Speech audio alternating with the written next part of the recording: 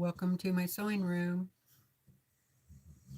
This is no longer called I Quilt 2. It's obsessed with the horse collage quilt. So sorry, guys. I know. Probably say, not again.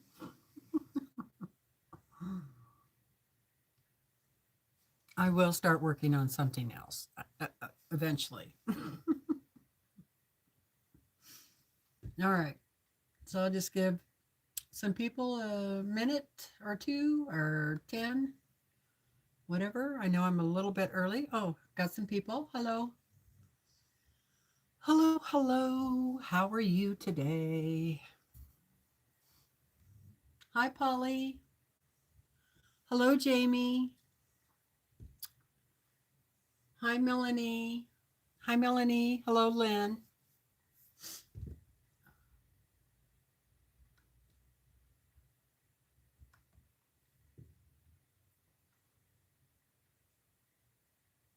Hi, Brenda. She says, yay, it's Sunday with tea.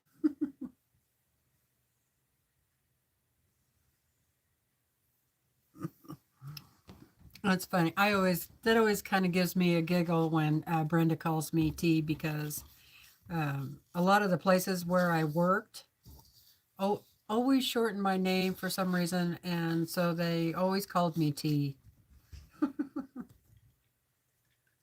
Sometimes like TB or TC or whatever my last name was, this is my third one. So how are you guys doing today? Hi, Ginger. Well, I took a bunch of prepped fabric downstairs with me yesterday or last night, and I cut a whole bunch into little pieces. Yep. That's what I did. And now I have a mess. So I'm going to spread them out here a little bit. And then I can get to work. So one of the things I noticed when cutting this out, sometimes if your fabric has a little more pattern in it like this, it's a little more difficult to pre-cut it, because a lot of times when you're picking a color, or that you want to put in a specific spot, then it's helpful to be able to look at your fabric and go, oh, I need this spot. And you don't know that beforehand. So I only cut out a few that had, major patterns on them, like this. Now, if they were, and like this one, I didn't pre-cut that because this is a fussy cut too.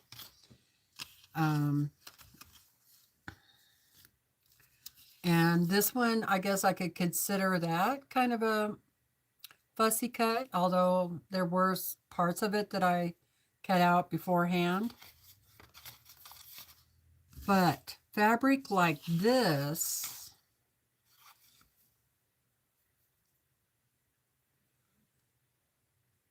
you could, fussy cut sections of this, but you could also just pre-cut a bunch of pieces from that. And something like this, you could really cut it, pre-cut a bunch of pieces on that one. And like this one I would consider like both. I could pre-cut a bunch and or do some fussy cutting out of it. This one, pre-cut, something like this. I could pre-cut that too, although some of it could be a little bit of a fussy cut. So I thought that was interesting, you know, an observation I made.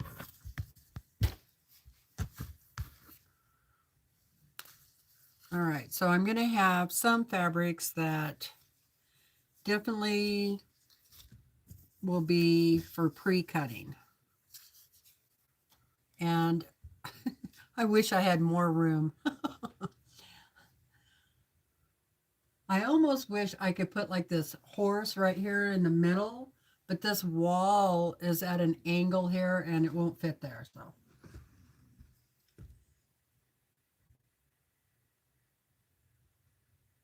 hi, Melina.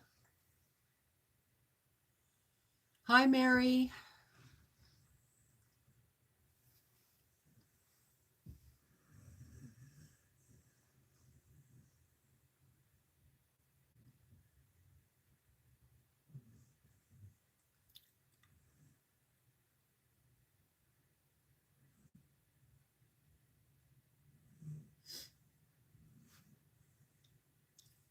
Hello, Lynn.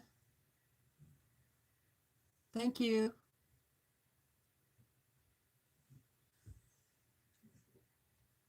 Hi, Kim. Long time no see. Good to see you.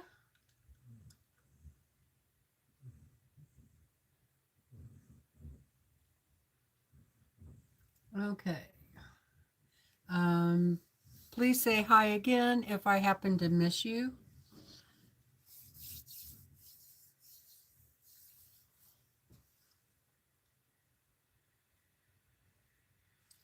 See, I missed something that Lynn said. Let me go back and I'm sewing rows together on my PMQ. Oh, nice.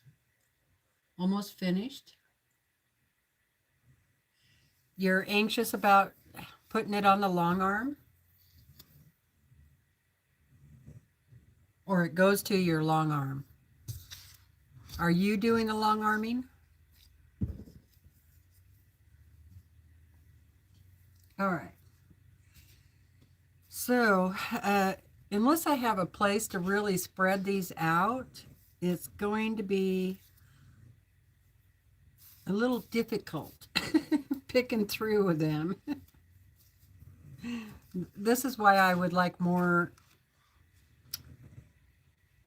room. I need more room.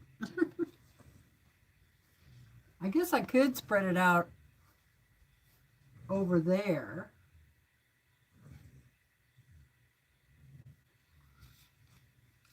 Yeah, maybe I'll do that.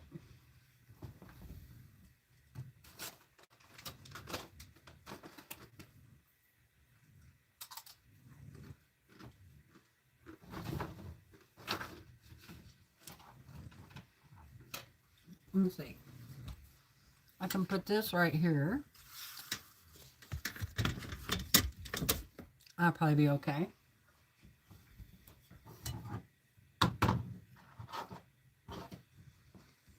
And then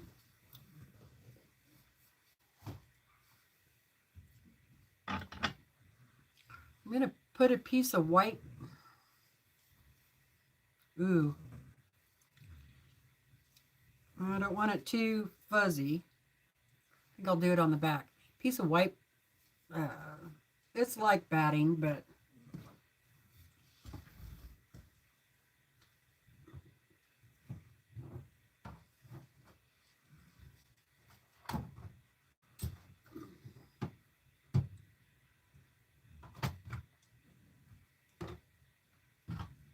then I could just pick it up if I need to, right? And move it.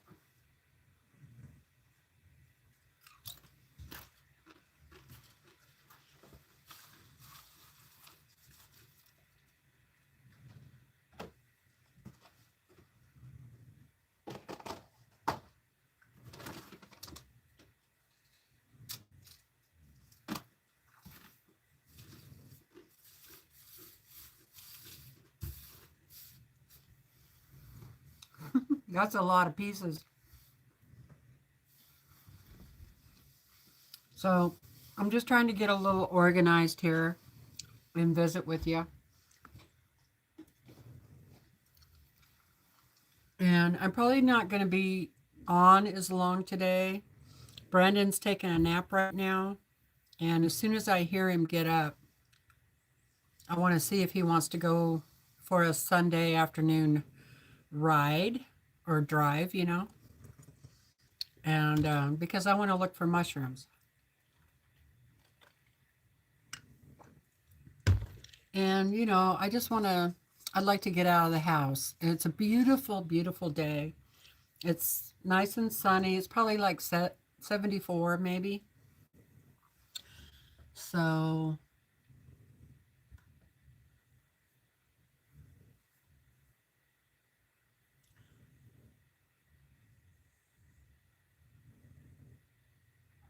oh, you are going to do it on your own long arm. You can do it. You can do it.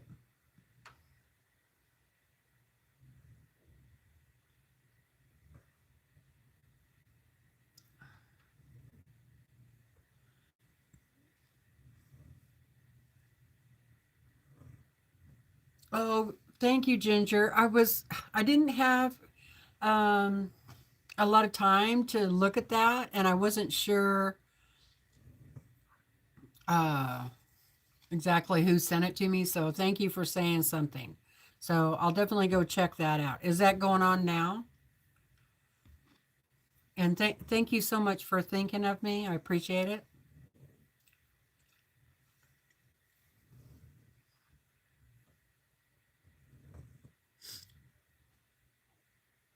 Hi, Gloria.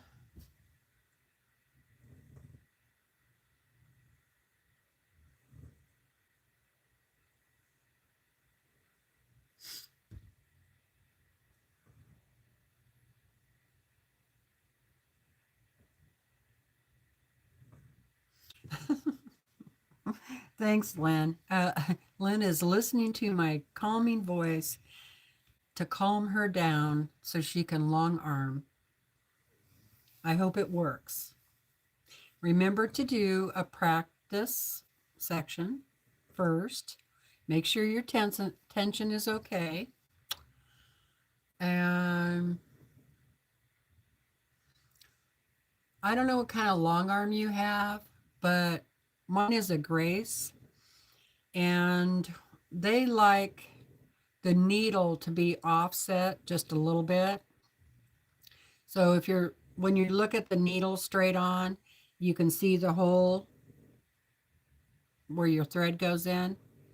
And people who have a Grace tend to move that needle just a tad over to the right. Is that the right? Yeah, right. I would say to the right. And they seem to get better tension that way or more consistent. And a lot of them only go from the left to the right and not back again. Now, and that's what I do. I go from the left to the right and then go back over.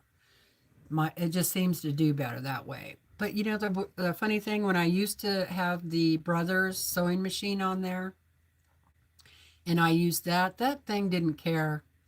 It went right, left, up, down, you know, it didn't matter. The only, probably would never have changed it, like bought a long arm, if it would have given me a little more space. And I kind of wish I would have checked into seeing if there was a brother long arm because, my PQ 1500 had beautiful stitches. So, but I just had to have more space.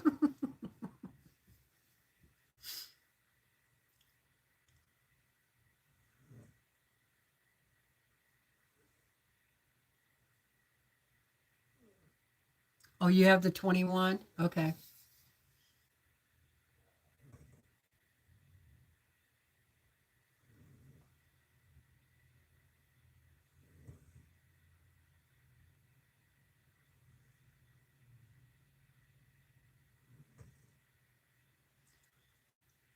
I'm not sure. I don't understand what you're saying, Melanie. I put my Qnique 15 Pro at 530. Oh, the needle? Gotcha. Right. Okay. Exactly. So if looking at it straight on is 530-ish.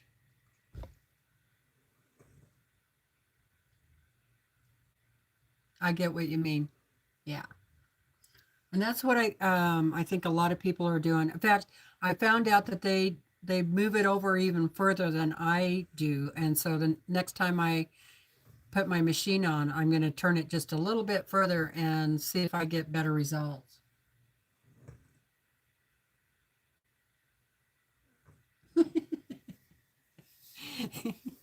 If I would have still been talking about the needle, I would have got it. But there's this time delay on the computer. And so I'm talking about something. And by the time you guys respond, 8 seconds has gone by. And, by then, my brain is like, whoop. And I talk about so many things that I go from one to the other. So, and making sure you have the right needle, for your thread and your project, all that stuff. And I'm sure Lynn knows all that stuff by now.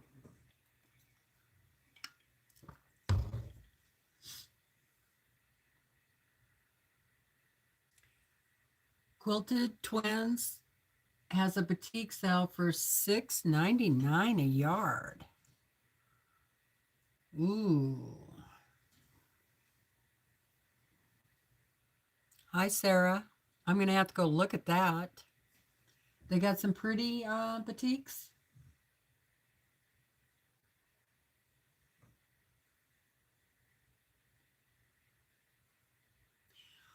Okay. Now, what I'm going to do, I'll bring you over closer here in a minute, but I'm going to finish the side here.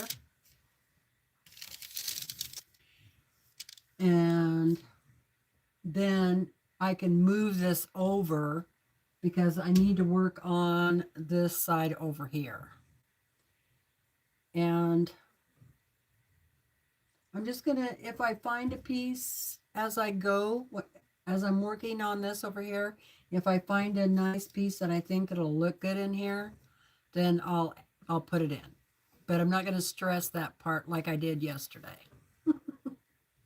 So, for those of you who were not here yesterday or didn't watch the replay on that video, when we went to town a couple of days ago, I stopped at the quilt store and I got I had spent, money on the cross stitch stuff, and it was enough to earn me VIP status, which it had to be like $100 or more. And since I did that, I should probably button this up. That's funny. Since I did that, I earned 3 free things plus VIP status. So from now on, I get 15% off at my local quilt shop, and that is called Your Best Friend's Quilt Shop. So this is what I got for free. It's a canvas bag.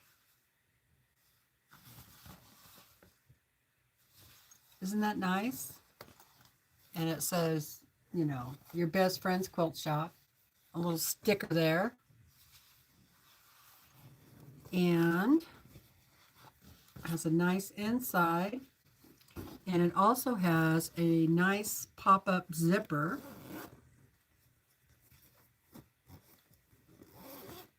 Like that. Very nice bag. And then I got a free pattern. and a free fat quarter. Now this is a very unique fat quarter. I think it would work really good in collage quilting. It's not batik, it's regular cotton.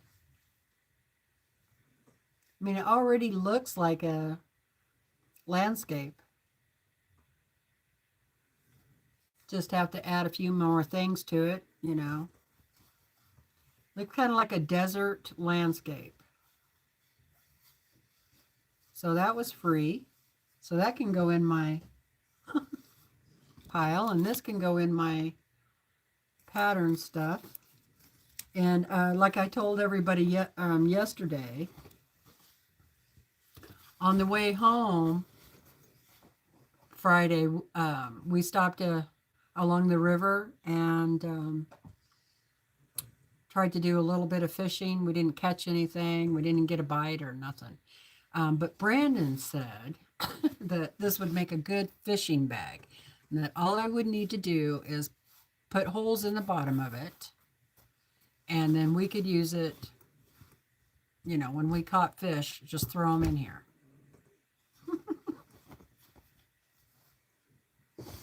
I was like, no, no, I don't think so.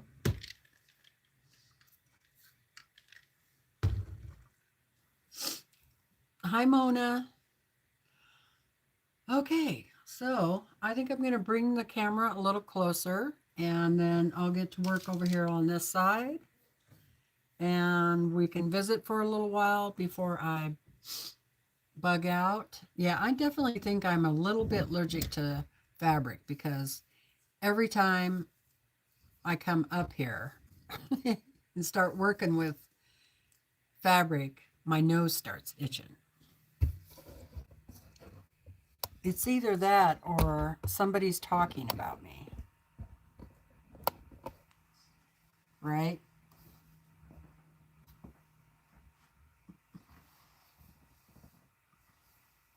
Okay, let's see.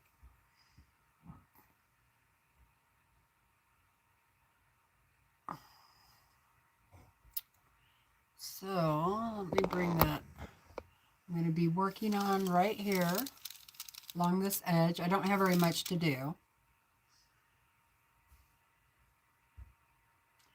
And I'm not going to really worry about evening up anything right now.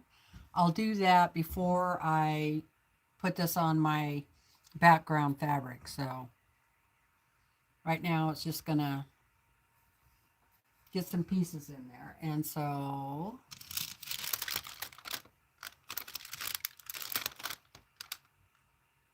all I need is a 5 and a 4. And I need to move that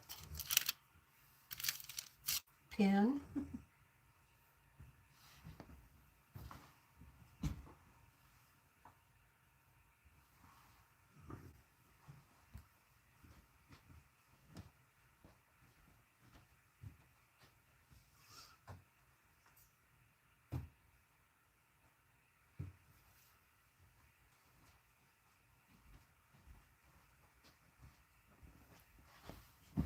I don't know why I didn't have a pin cushion over here.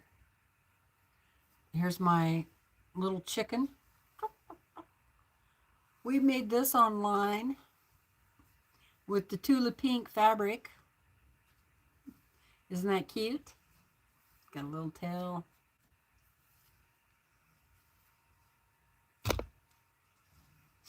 It has rice in it. And you can find the pattern for this just about anywhere, but I watched Jenny Doan from Missouri Start Quilt Company. She made these quite a few years ago, but chicken pin cushion, I think, is all you have to put in the search if you're interested. Yeah, I started looking at air purifiers today, and I also started looking at laptops. Ooh, And talking about expensive stuff, um, I went to the grocery store because I needed a gallon of bleach. And oh my God. So I'm going to put that on I'm going to check on Amazon. I don't know if they can ship bleach or not, but I'm going to check it out. But they wanted $8.59 for a gallon, 1 gallon of bleach.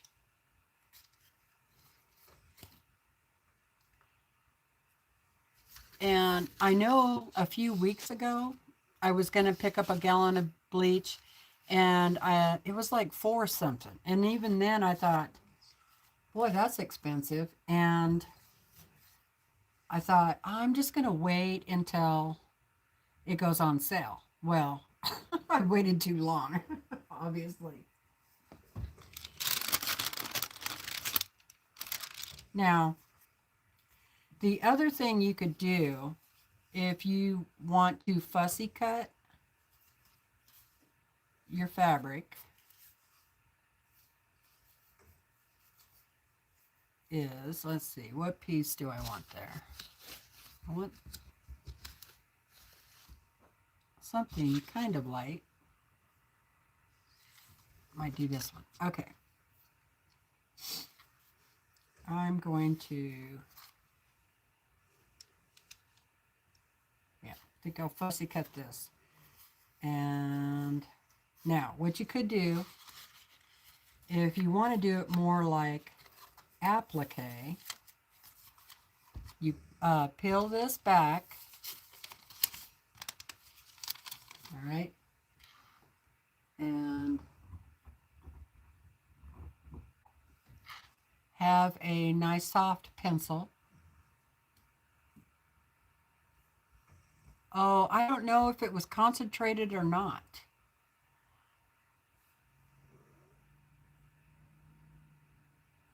Oh, you know what? I never even thought about that.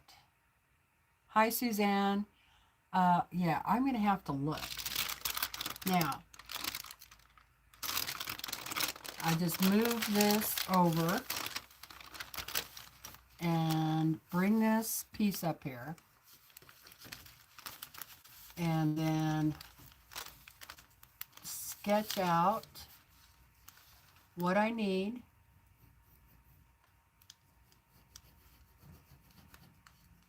And you have to press kind of hard because this is waxy paper now. And make it really dark.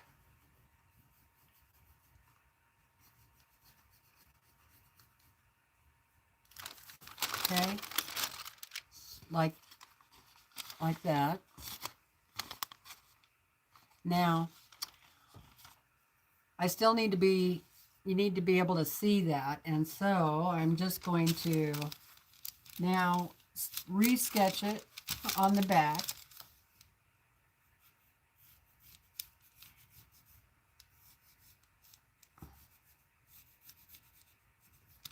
Okay, now you need to press this back down. But your iron needs to be on. So now I have to wait for the iron. But in the meantime, I need another piece that's going to be lighter than that one. So I'll find another piece. Let's see. I might not have to cut this one out. I might use this light purple. Okay. Yeah, because I don't have, yeah, I think a little bit of purple will be okay over there. Let me see. Need a really dark one.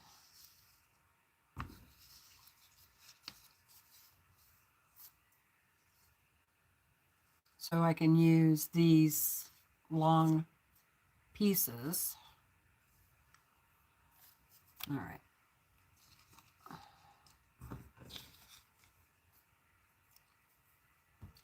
This is has a little more blue in it. Still purplish, but with a little more blue. So I'll see which one I like best.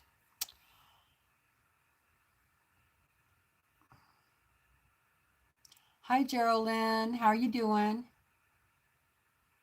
Hi, Rita, in the corner lurking. Good to see you. Yeah, that is pretty fabric. Okay, so that needs to be pressed back down. So I need to go get my little ironing board thing.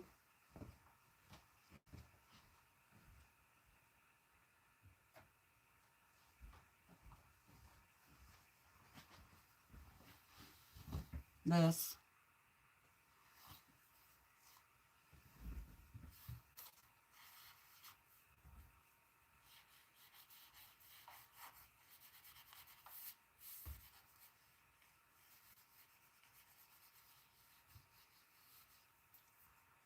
Still not quite warm enough yet.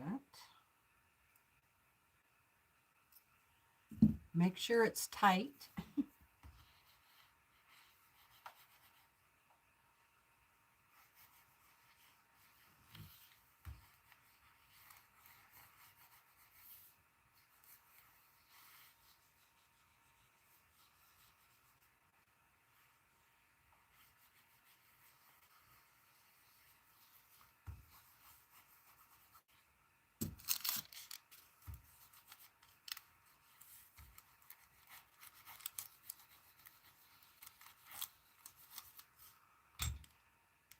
Okay, let that cool off a little bit. Hi, Lily. How are you today? Okay, and I'm gonna make it just a little bit bigger than what I drew.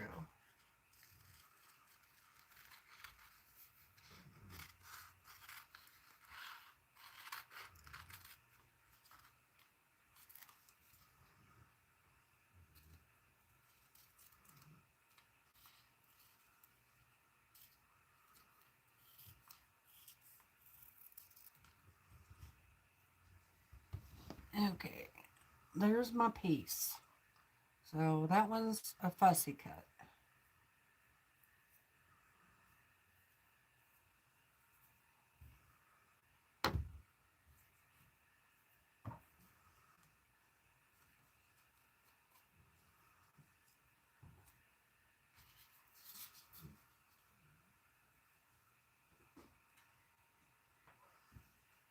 Okay.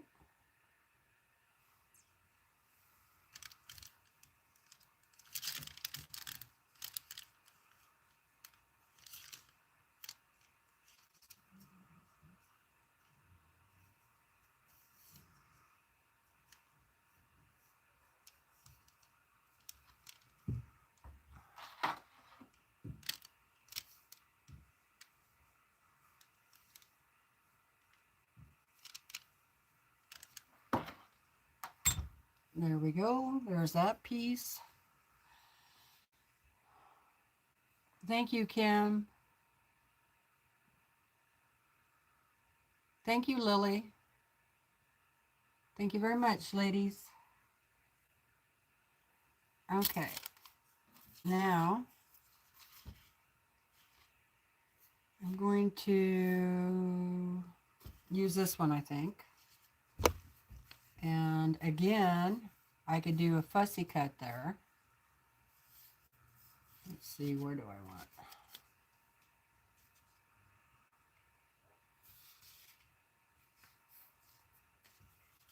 I think I'm gonna pre-fussy cut it.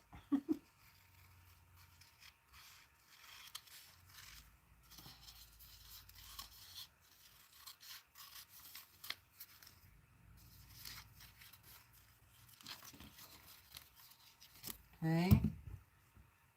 Now I can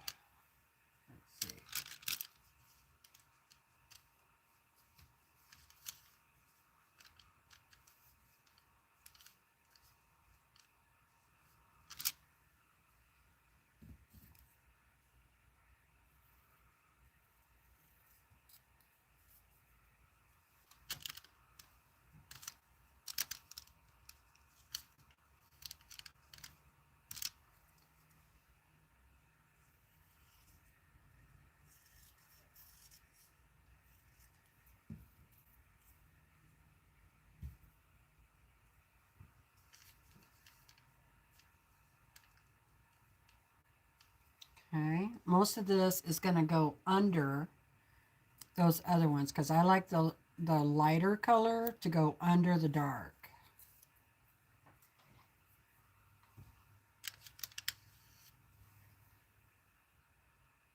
So I just slide that under there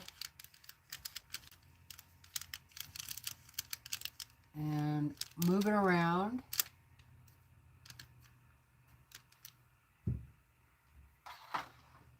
And then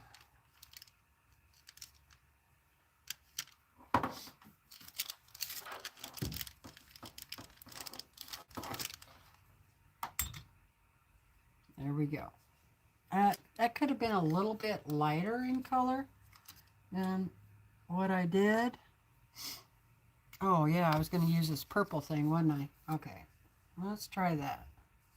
Because I still need more here. And they have you doing all kinds of different little pieces. And I'm not going to do that because my fabric has so many different shades or values of colors in it. It doesn't really, it's not really necessary for me to make little teeny pieces. So I'm kind of bypassing that, having to do that step, right?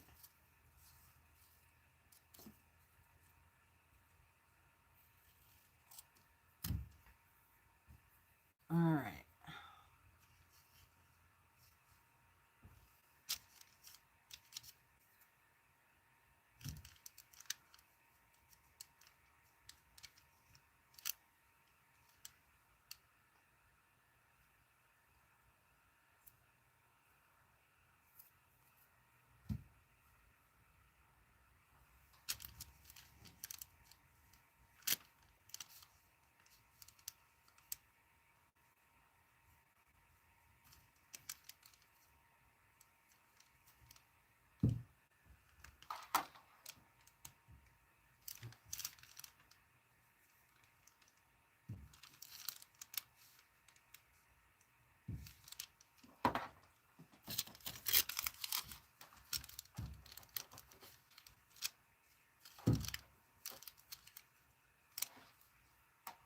Okay.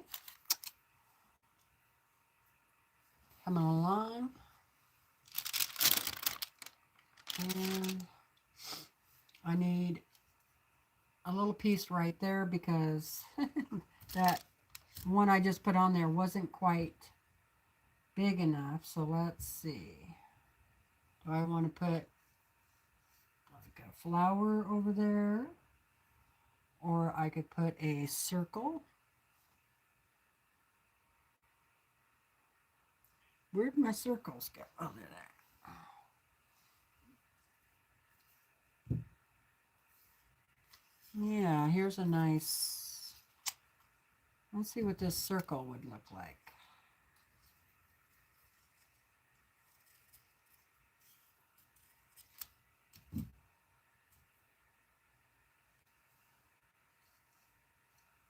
I think that would look fine. Hi, Kathy. How are you doing? Oh, you did? Thank you.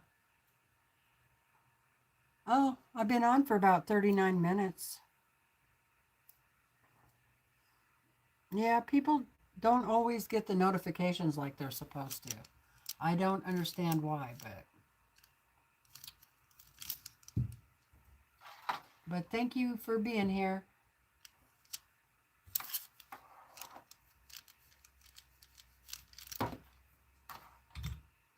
I'm just trying to get this side finished up, and then I'm going to move this whole thing over so I can put another piece of parchment paper over here, and then I can finish that side of the horse. And then I still need to finish, I also need to lift it up because I have about a couple of inches on the bottom that need to be finished. So let's get a move on.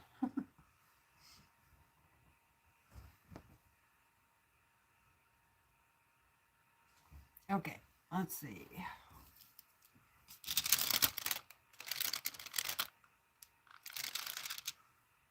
Something light in color.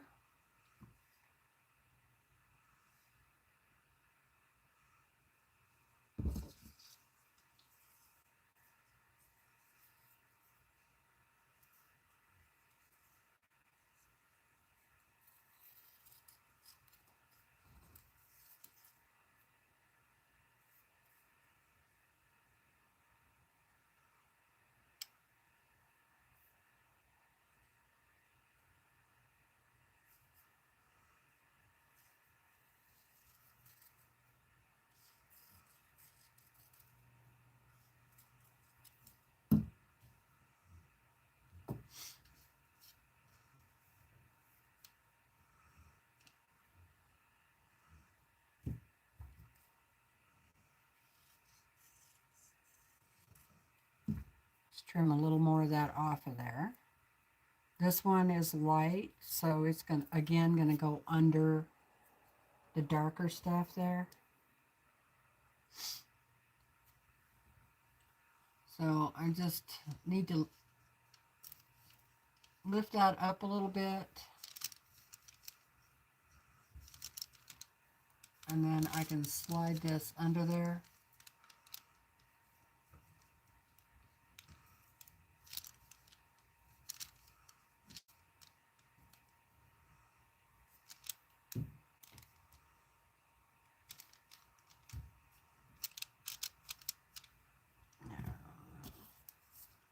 That looks okay.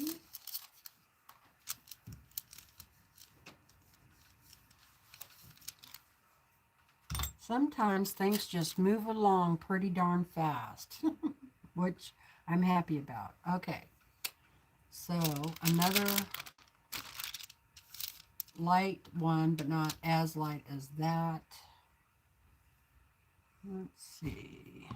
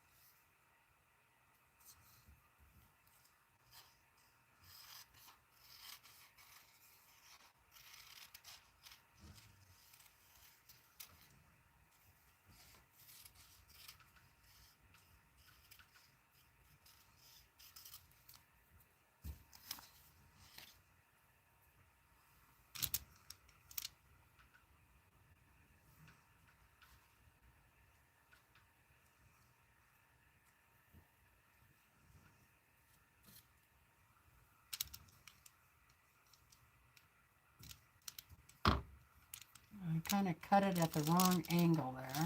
Let's see.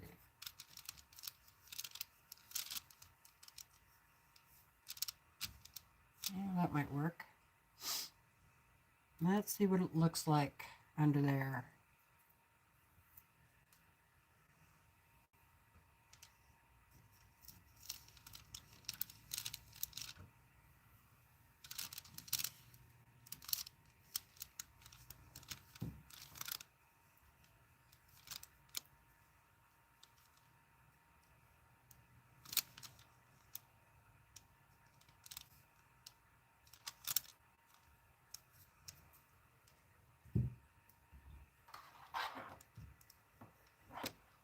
Doesn't matter if it sticks out a little bit because I'm going to be trimming all of this up, kind of give it a smoother look.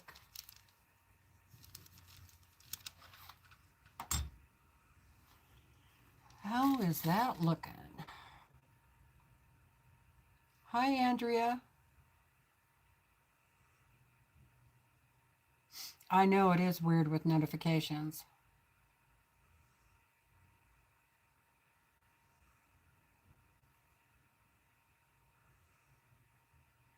I know. That's why I try to like say it at the beginning of the video and then say it again, you know, what I'm doing and kind of go over it one more time, but sometimes I forget to do that.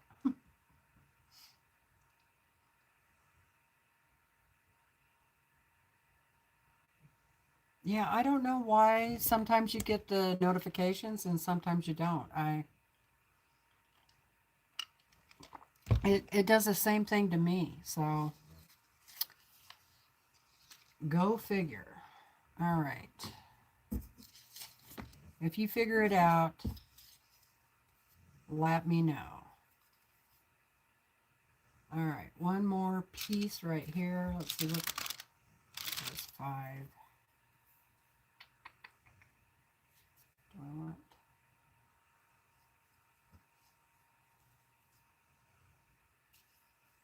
Well, that might be a little too light.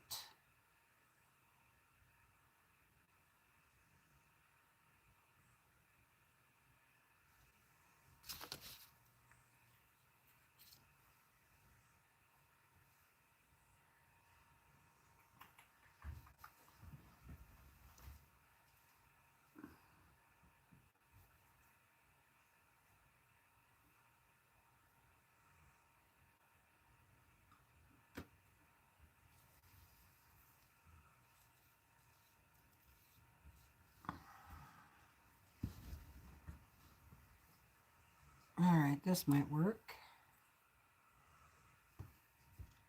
Okay.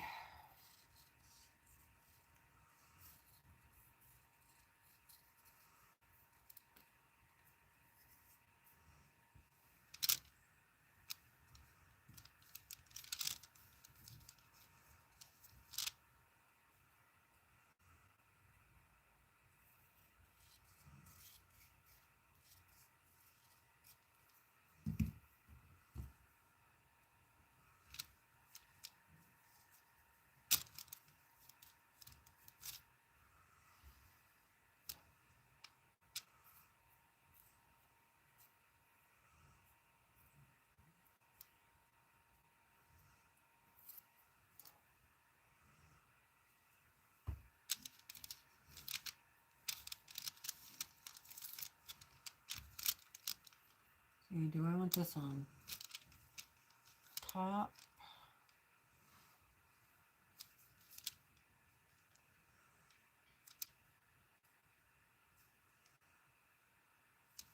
Or underneath?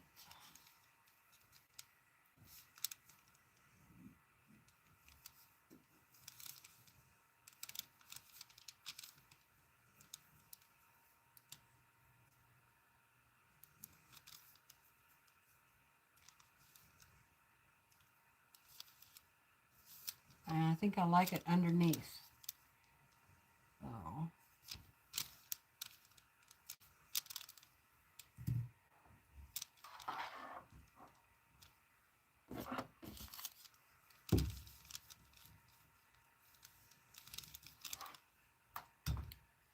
there's that.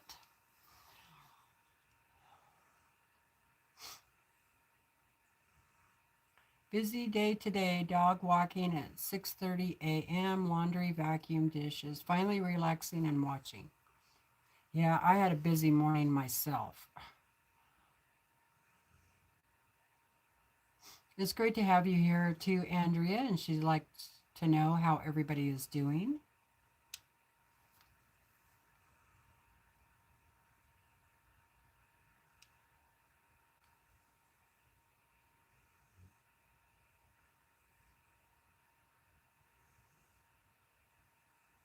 Yeah, that could be. I've thought about that too, even though I say no, I want all notifications.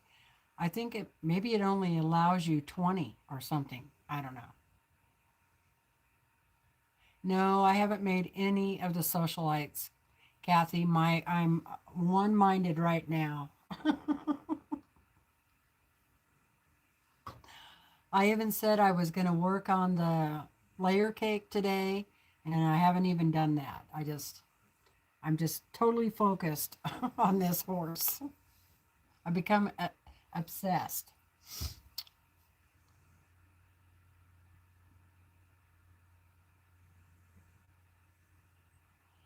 Eric explained that it's YouTube playing with the notifications, so just go back and click all notifications. Gotcha. That's okay. Oh, yeah, I would love to order dinner. I actually bought a pizza. I know, but it's a really super thin crust, okay? I know I shouldn't do it, but oh gosh, I love pizza. I can't help it. All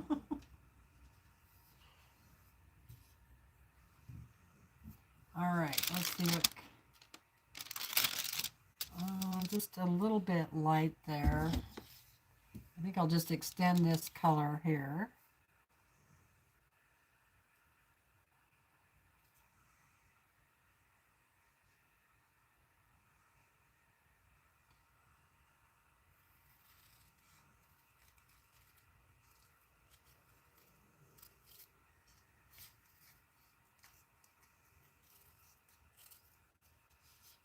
And it is Sunday, you know. I like a break from cooking.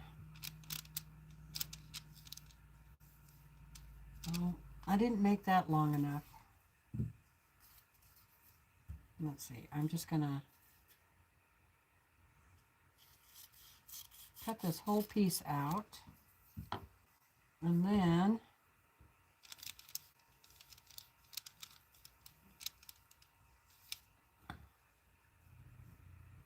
I might just slide this whole thing under there. Let's see. Kind of.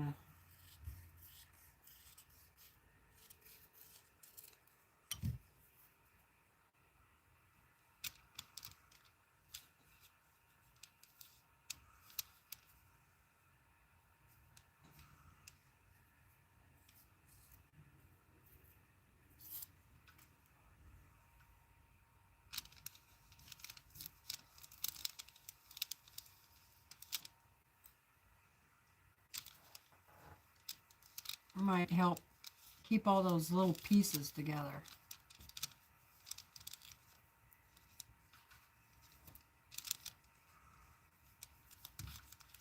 I know that was kind of long, but that's okay. You're not going to see most of it.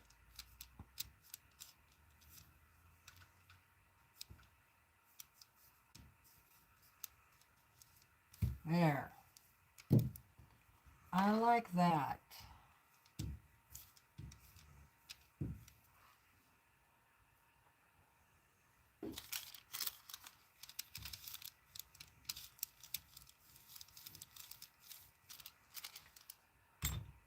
Okay, and just a little bit more right there. This will work, I think. Let's see.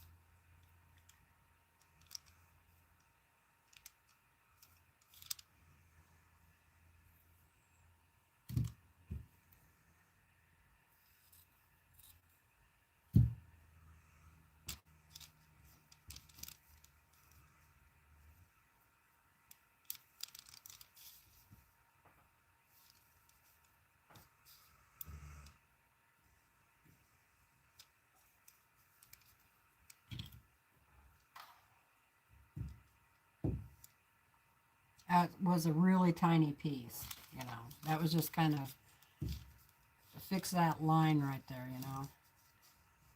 Not very much of that is showing through, but it does help hold all the other ones in because there's quite a few little pieces right in through there.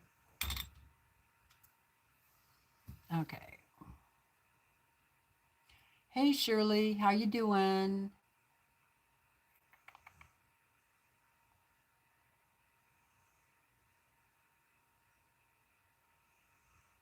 Oh, nice. Andrea took leftover layer cakes and cut them into 2.5-inch strips and made a scrappy border for a quilt. I've done that too. That looks really nice.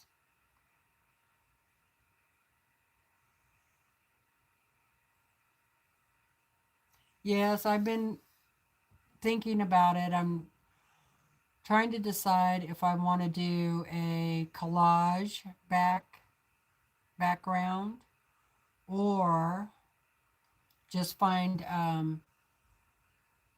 enough yardage and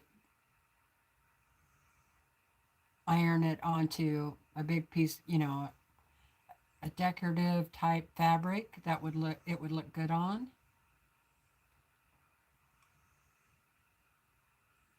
It just needs to be kind of have a light background, I think. Lighter than the horse. Okay, so that, let me back up here and take a look at that.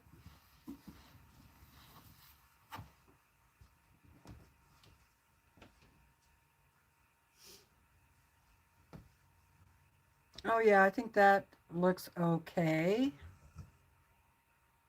for now. Looks pretty good. All right. I'll be right back, you guys. I drank too much tea, so you know what that means.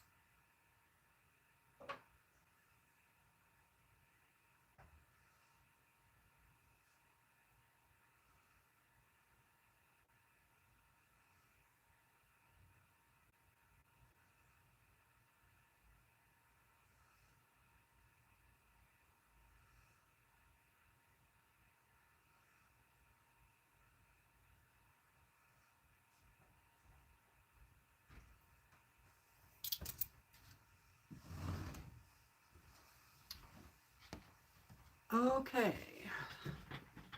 So now I need to move this over and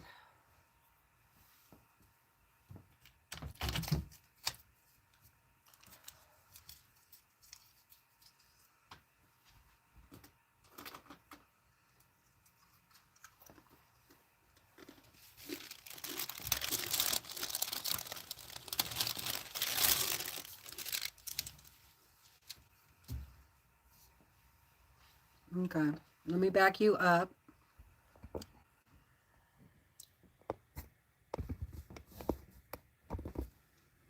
Okay.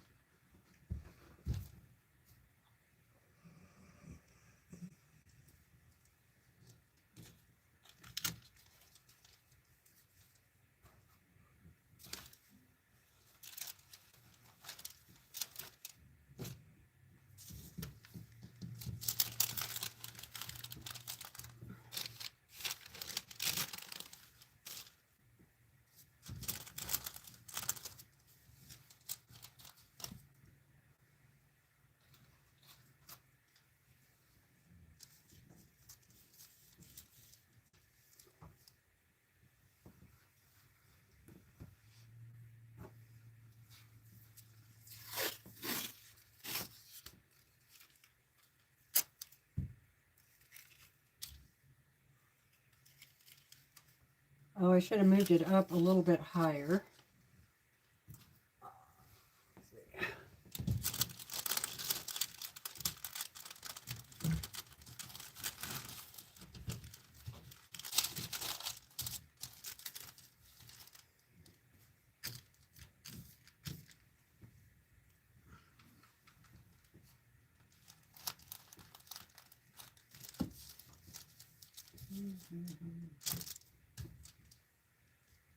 I need a stool.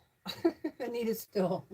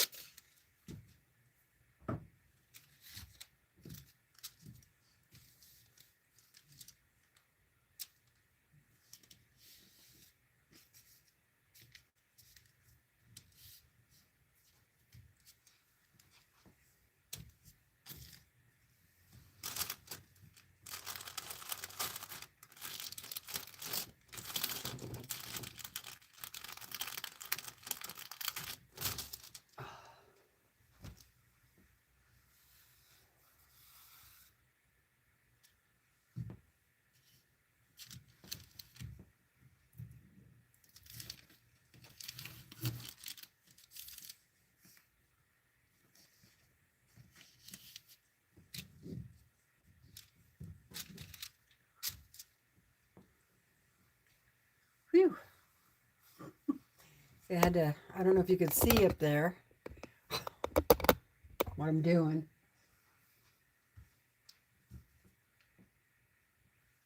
I'm not tall enough. I wonder if I, oh.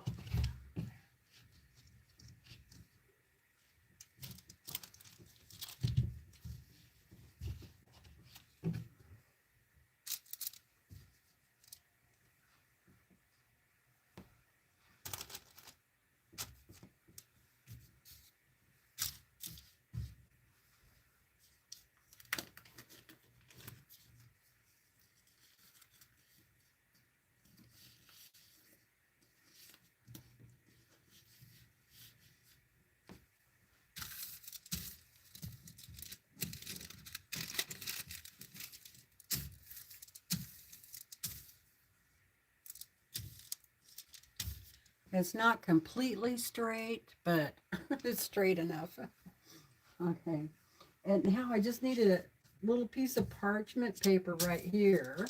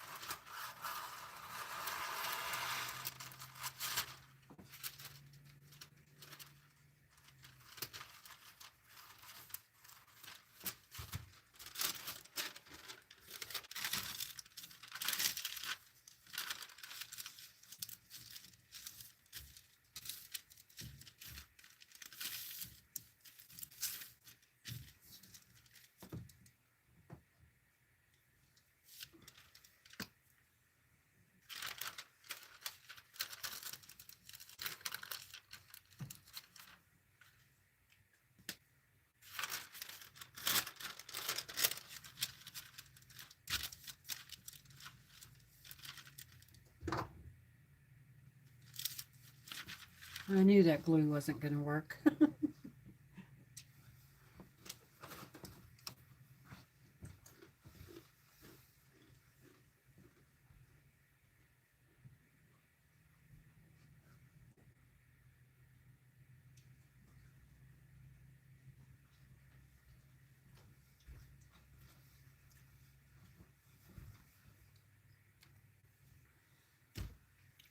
Here's my other chicken.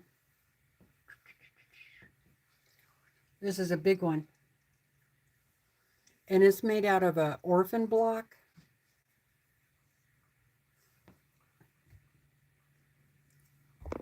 So I'm trying to get another piece of parchment paper over here.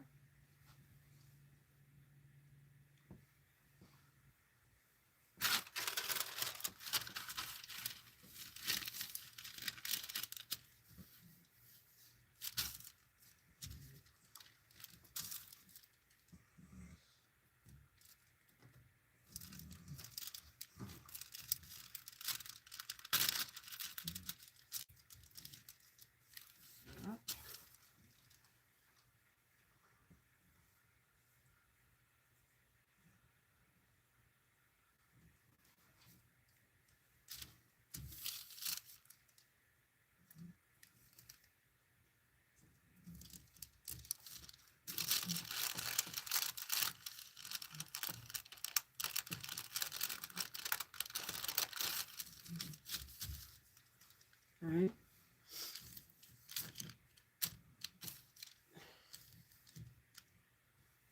I'm just going to need a little teeny piece right here. Obviously, I didn't get the parchment paper on there straight to begin with.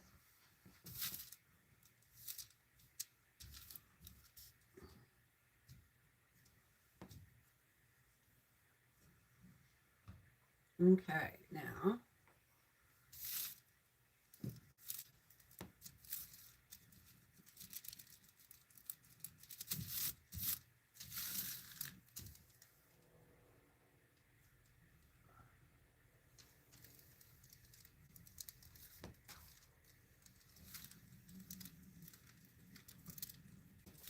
all right, now I can trace it on.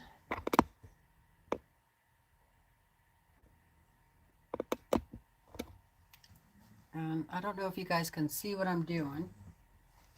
Let's see if I can get the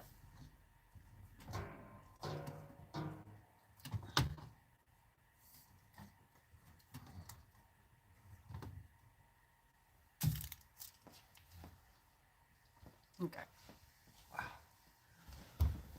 Now I'll just look at the chat here for a second before I do my tracing. And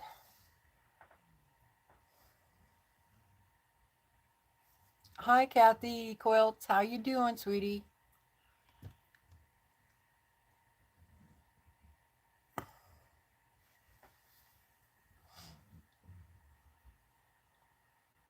Yeah, I want to see if I can get Brandon to go for a ride with me.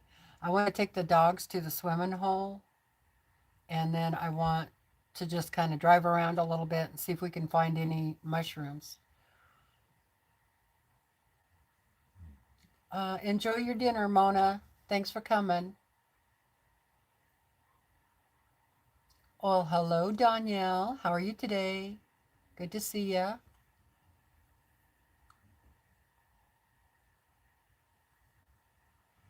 Thank you for putting in member channels. I know. I did, but then I drank too much tea, Shirley.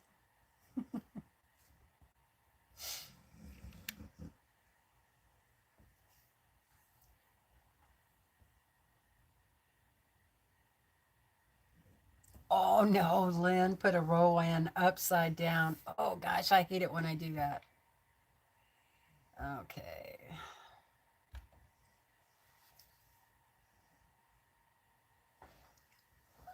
Oh, it's still aching. Right now it's not too bad because I'm up on the meds, if you get what I mean.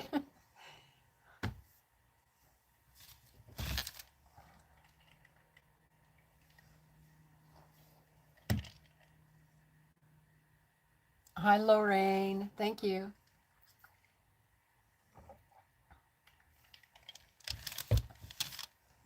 Okay, I think I'm kind of caught up. Um,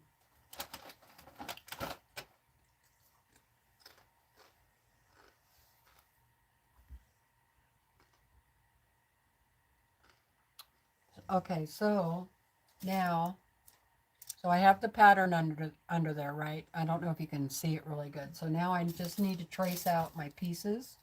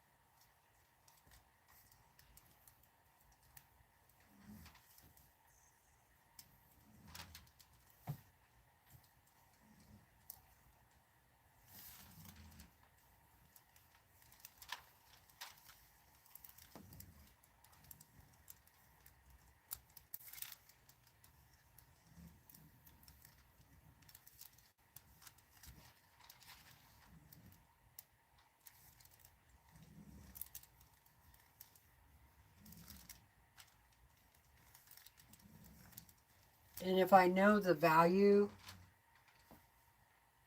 I'm going to just go ahead and write that in there. And I can tell that these are the darkest pieces.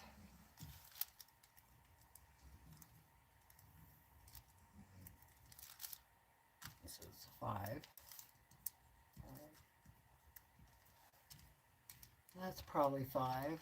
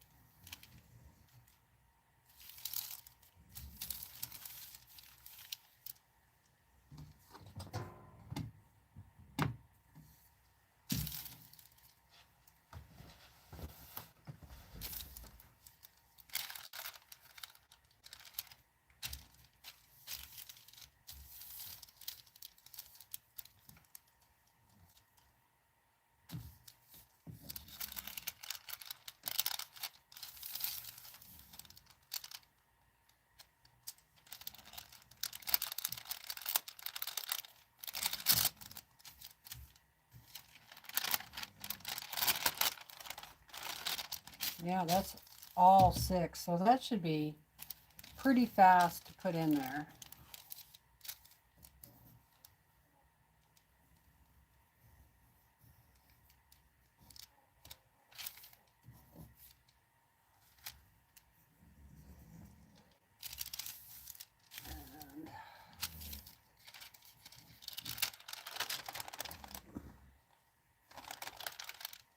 And this is all 5 here.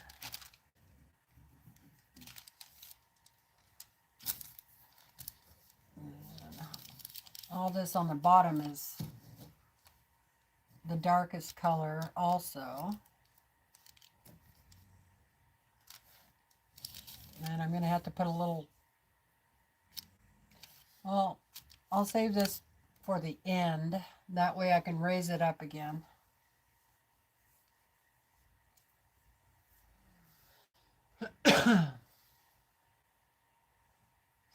My neck is what, neck and shoulders, what bothered me, Kathy. Thank you. Appreciate that. Thank you, Jamie.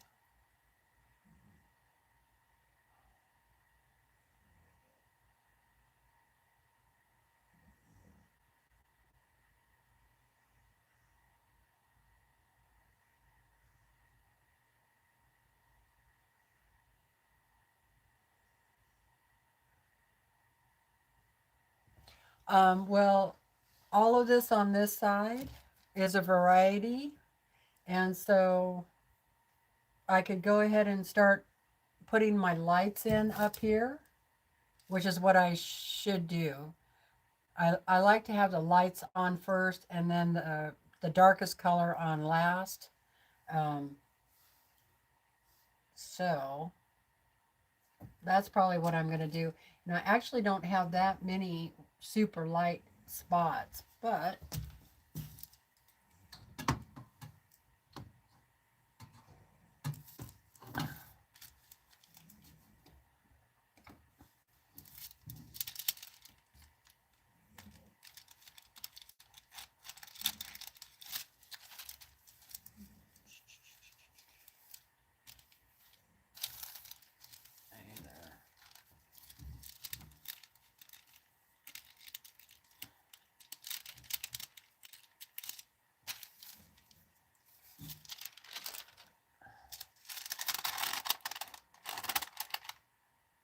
okay.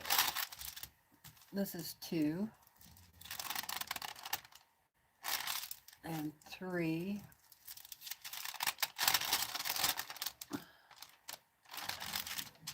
think that's 4.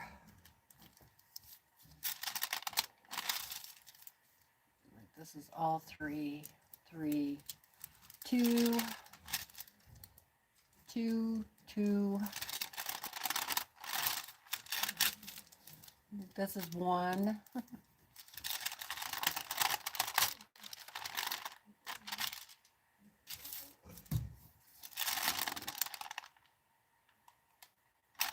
Looks like 4.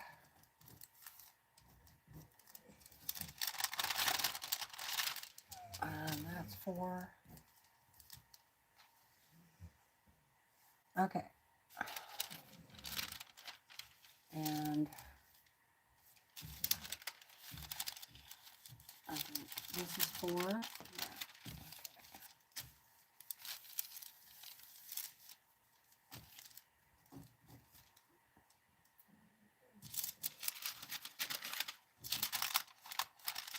And those are all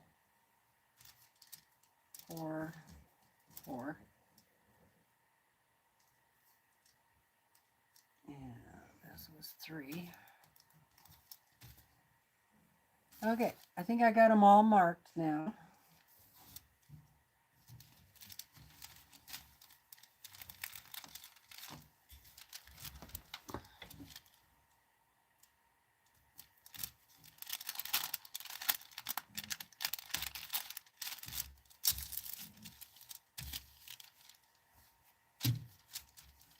There. Whew. Well, I hope you're able to start doing videos again. Would be awesome to see you.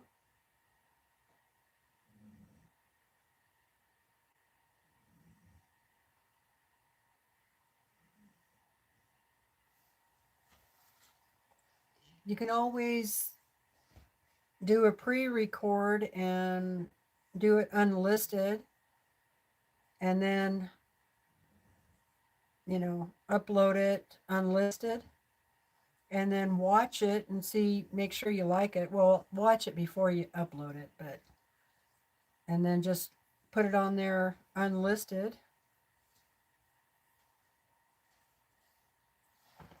Yeah, my neck is hurting.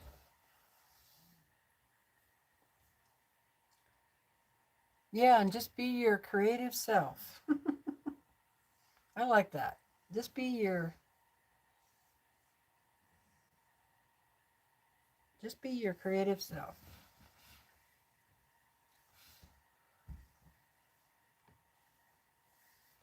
I think I need to schedule an appointment with the chiropractor.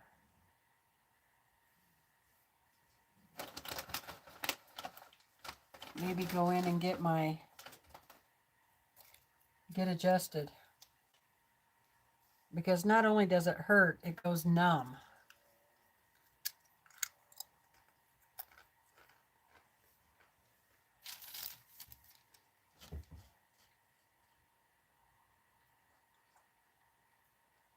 I actually could go ahead and fill in all this dark since I have all my dark pieces out here.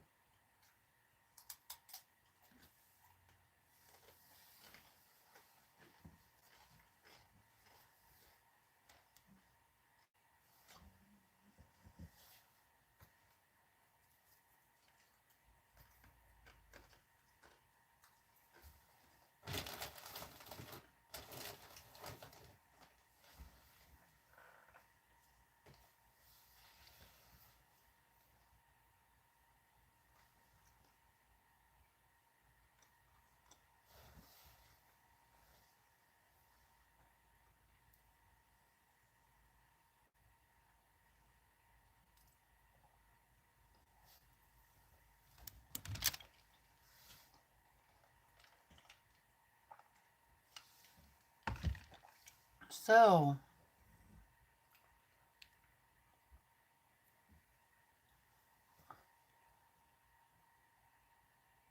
yeah, I used to go to the chiropractor quite a bit, but they got to be really careful. And I can't have them adjust my lower, my sacrum, L4-5 area at all. They cannot touch it. Last time a chiropractor tried to do that, I about came off that table. It's like, no, don't even touch it. You can adjust my legs, you know, how they do, but not even with a little thumper thing. You know, I can't have that. But, and that's what I usually have them do for my neck, is they use that tool, you know. I call it the thumper.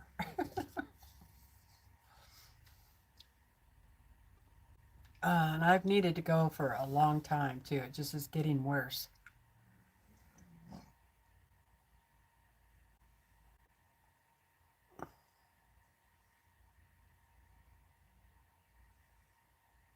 Ah, yeah, that happens.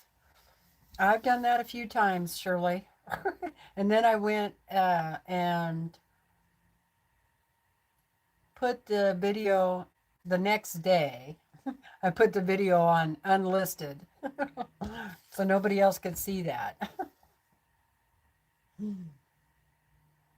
Because sometimes you just can't help but cry, you know, and the people who are here watching you and chatting, you know, they become your friends and it becomes easy to talk to them. And then you get to talking, and sometimes you talk about sad stuff, and then the next thing you know, you're crying, right? And then your friends are all patting you on the back and letting you know it's going to be okay. And, you know, Yeah, I've done that a few times. Especially when my dogs and my cat passed away. And then when Willa was sick, oh my God, I really bawled then.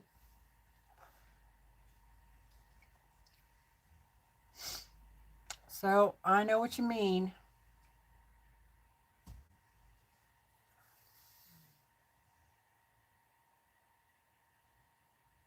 Oh yeah, I used to go get a massage all the time, and I used to do acupuncture,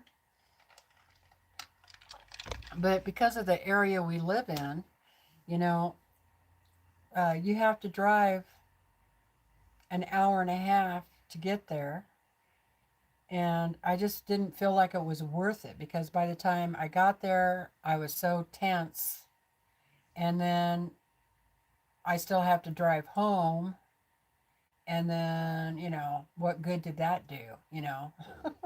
So.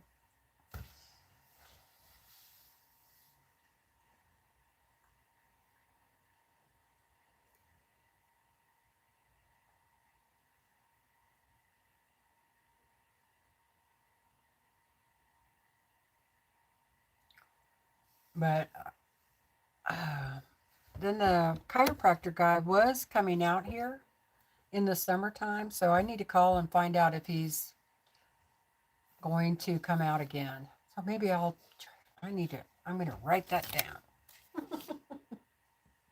Find out if he's going to come out again.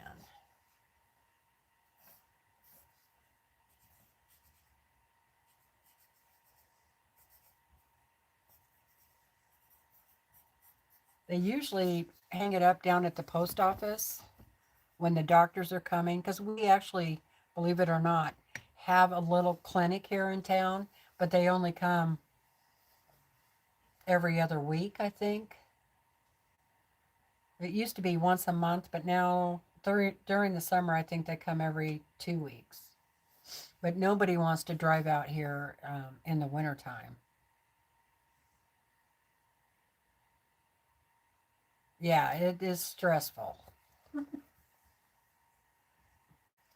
And yes, a couple of days ago when we went to town, oh my God, there were so many or not just babies, but there were so many deer out crossing the road. They were coming down from the mountains and going to the river to get their daily drink of water or whatever. And I mean, I probably saw 30 to 40 deer altogether on that drive. And luckily, I wasn't going that fast, so I could slow down quick enough.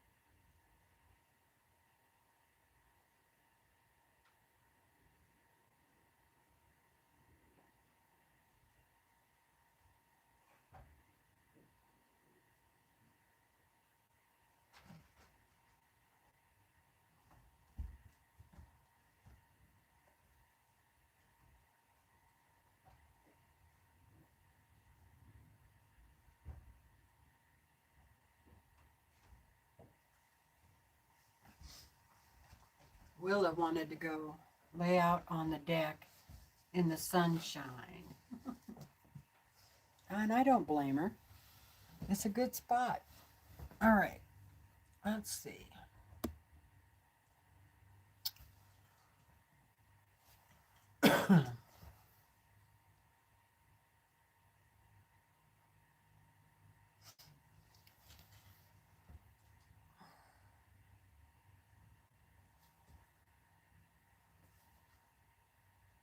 Oh, Lynn. That's funny. She didn't have to take it apart. Turns out she had it hanging up upside down on the design wall. I'm not laughing at you, I'm laughing with you.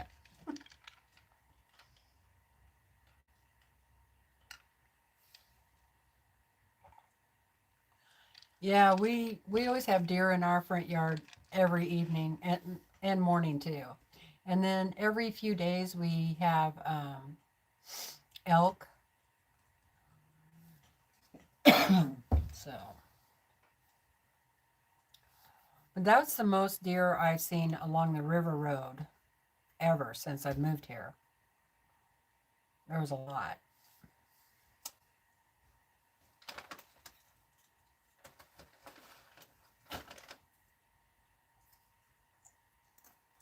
And they're white-tailed deer. Okay.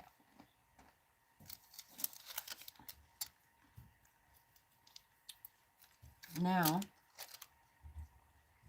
let me get a little organized here with my colors,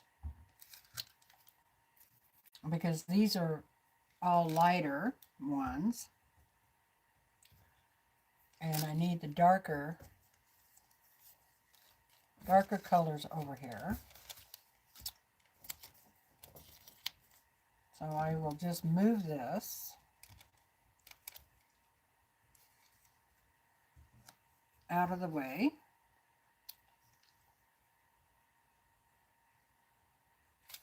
Actually, what I'm going to do is just pick this up and then dump these over there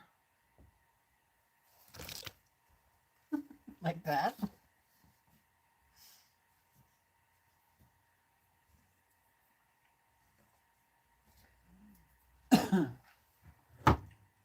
Then I can just start moving some of my really dark colors over.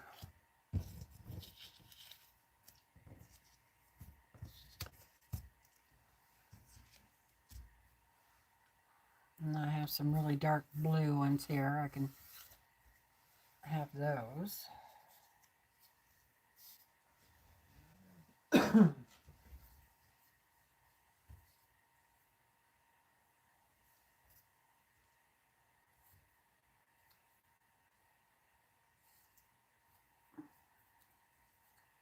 So basically getting my paints out.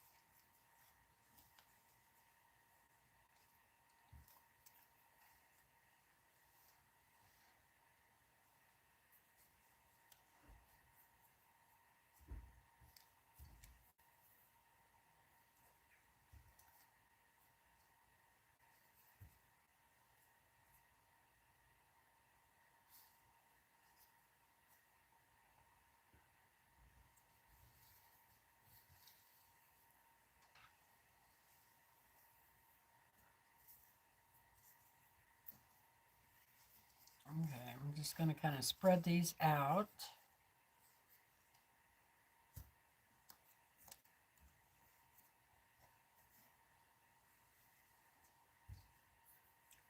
They need to be the darkest color.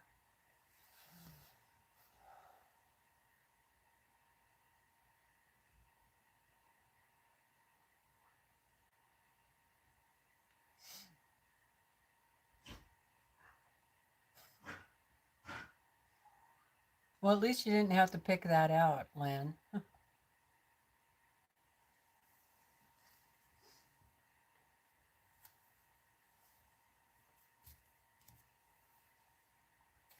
And you caught it before you picked it out accidentally, right?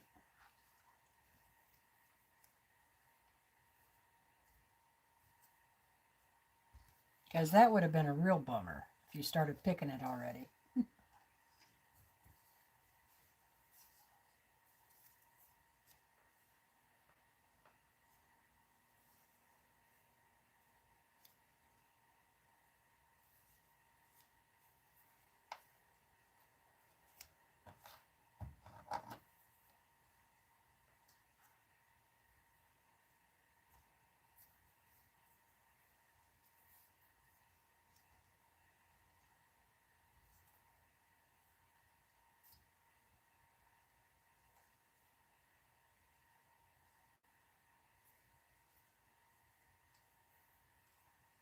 Okay, I think I can get started.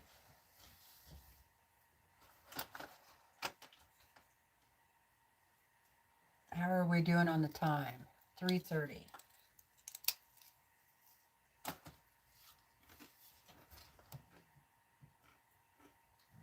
Well, I don't hear Brandon down there yet, so I'm just going to keep going.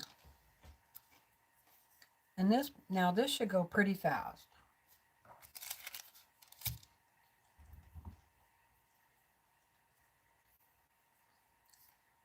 Because, I just have to fill in this big area.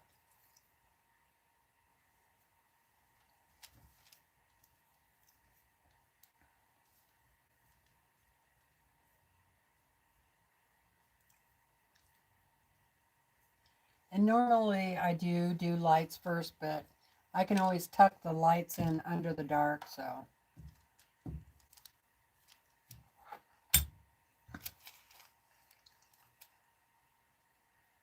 No big deal. Because I don't really feel like standing up. I'm going to have to stand up to do that, so. And I already had all these darks out.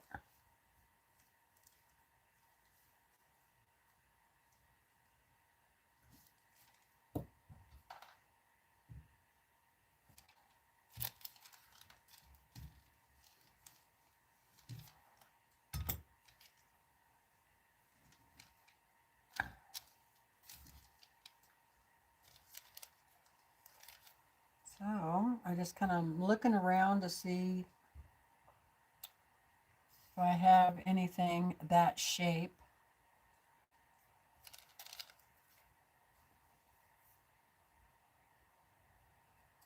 Or close to it. It doesn't have to be right on perfect.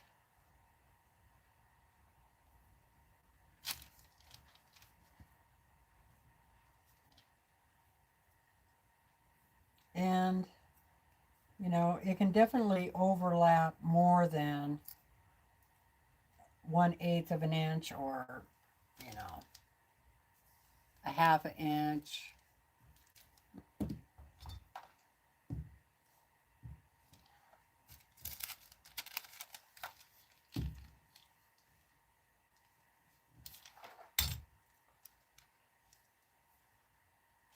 The more it overlaps, the better it stays together. But if you're going to thread paint, then you don't want too much overlap. Otherwise, it's going to be pretty hard to get your needle in there.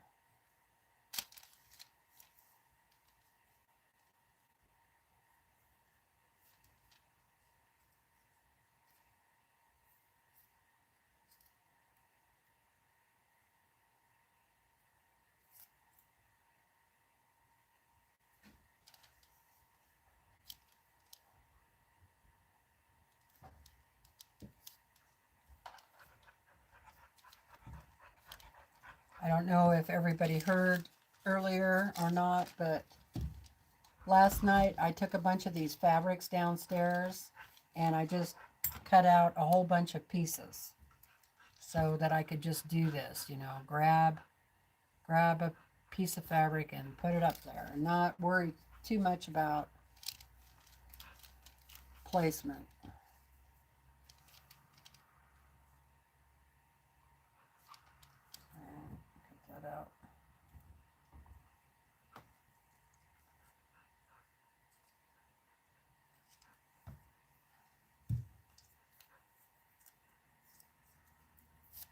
really does make things go faster if you have your pieces pre-cut.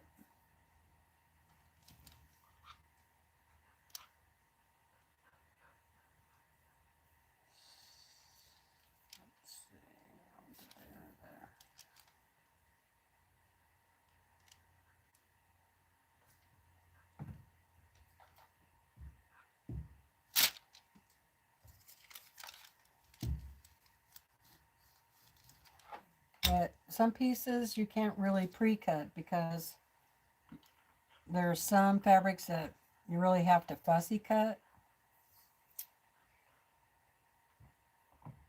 I mean, or at least I do anyway.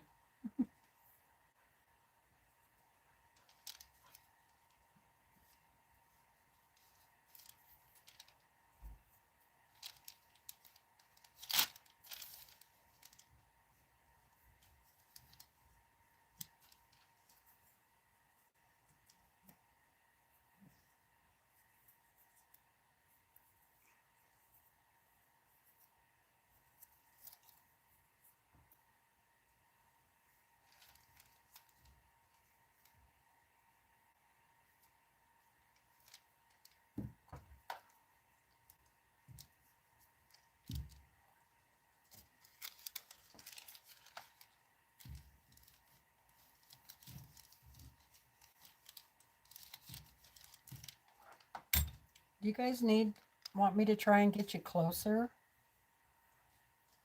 Or is it okay where you're at? I know you can zoom in on your end.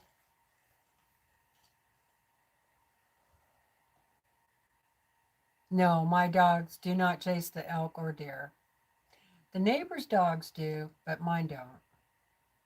And if they do, well, my husband's dog, Annie, did when she was a pup and she first met the deer and the elk. She tried to chase them, but she got in trouble. So she doesn't do that anymore. And most of the elk around here are not afraid of dogs. So, they just kind of look at her like, what is your problem? The deer, on the other hand, are really skittish. And so they just take off.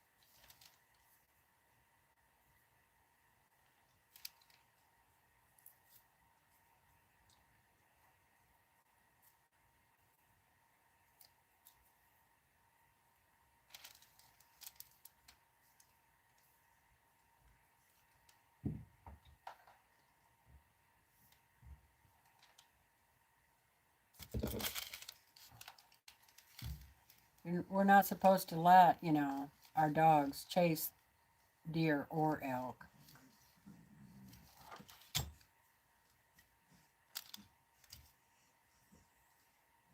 But some dogs just don't mind.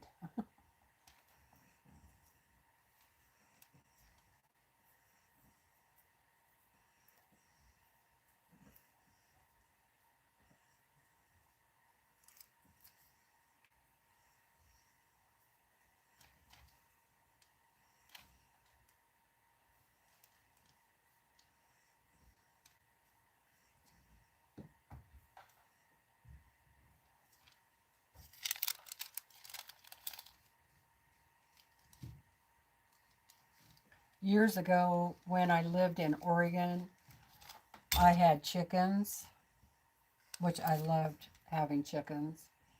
And when I first got them, our dogs were not used to having chickens around. And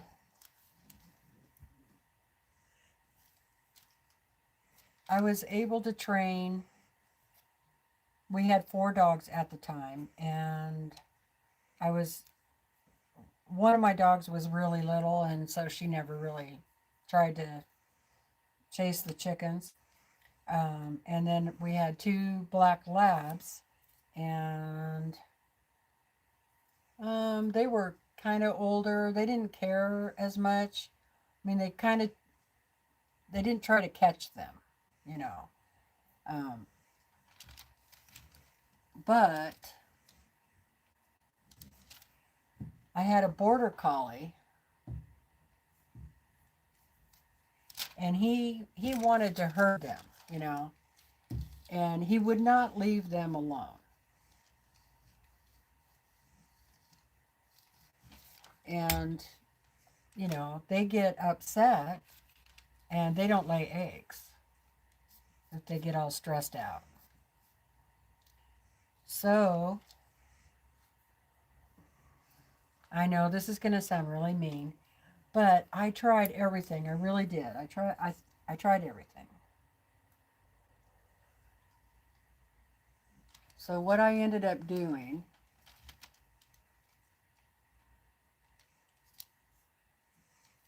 is I had a slingshot, and I took those little pine cones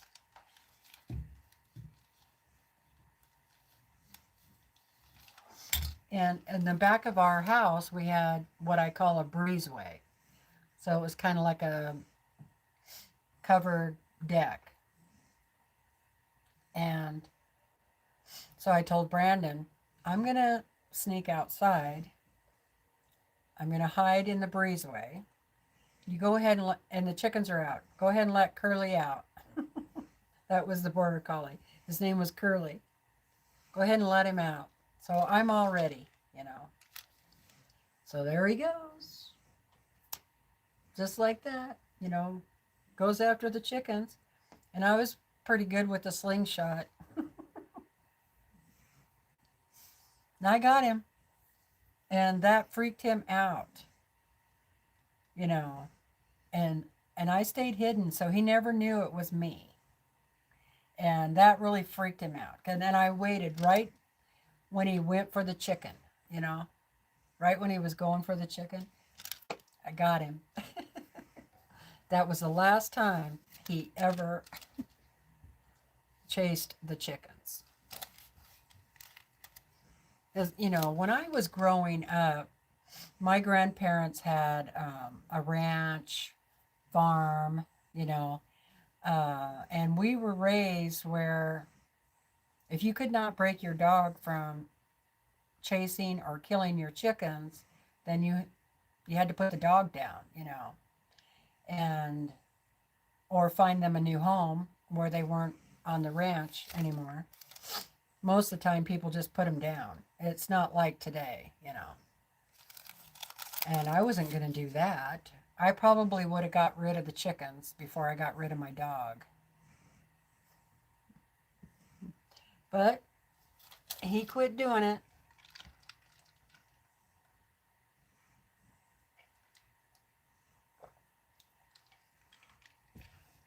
Yeah, I wasn't, you know, my dog never killed the chicken. He just acted like he was going to. I think appeared to be like he might bite them, but I think he was just like nipping at them like you would a cow dog would nip at a cow.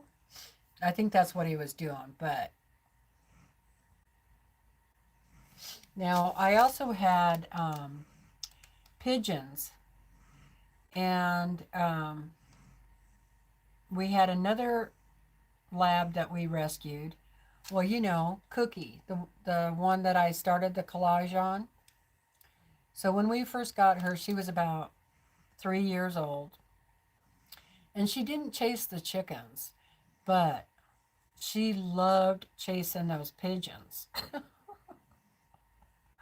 And she never tried to hurt them, you know. They would be out and they would be in the yard, all these birds, you know, eating their food and stuff.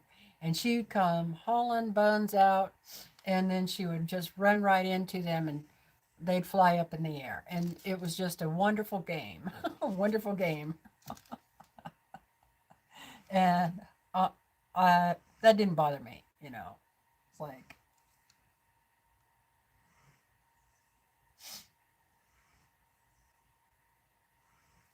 well, I did have a fenced in chicken yard. So, um, but I like to have free range chickens, and I wanted to teach my dog not to chase the chickens, you know. So, yeah. So I did.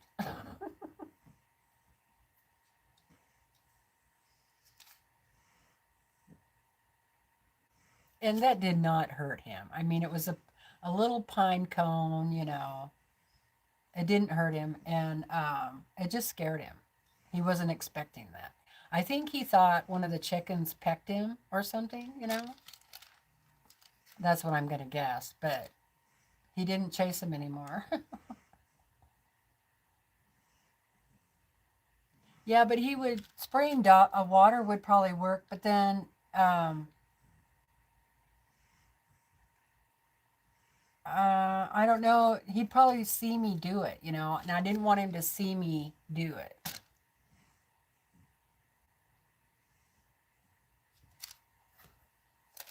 And, you know, and I'm talking like months of trying to get him to quit chasing those chickens. Months. So, yeah, I just had had enough. I had to come up with something. And, you know, that dog lived to be 17 years old, and I had him since he was like probably 4 or 5 months old.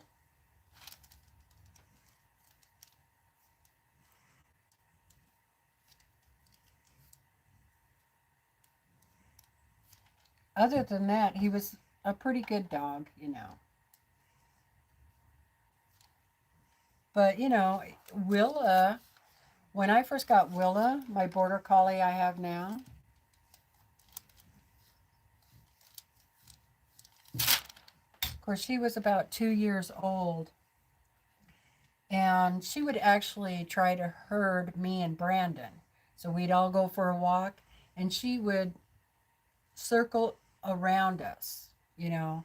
I mean, she never tried to bite us or anything like that, but you could tell she was trying to herd us along the trail.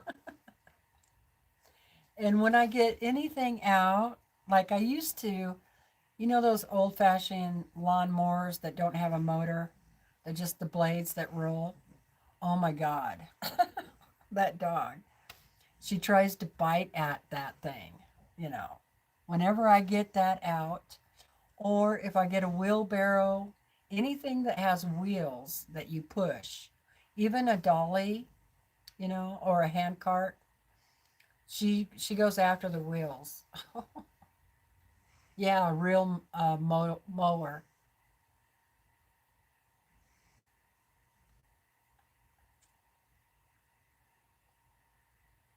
Hi, Susie.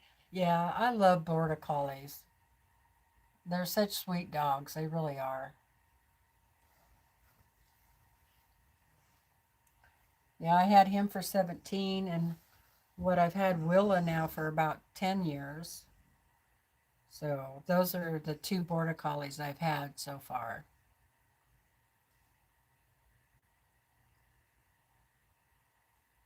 And they do, to me, it seems like they tend to live longer than most dogs. So, and overall, I think they're pretty healthy. At least mine were.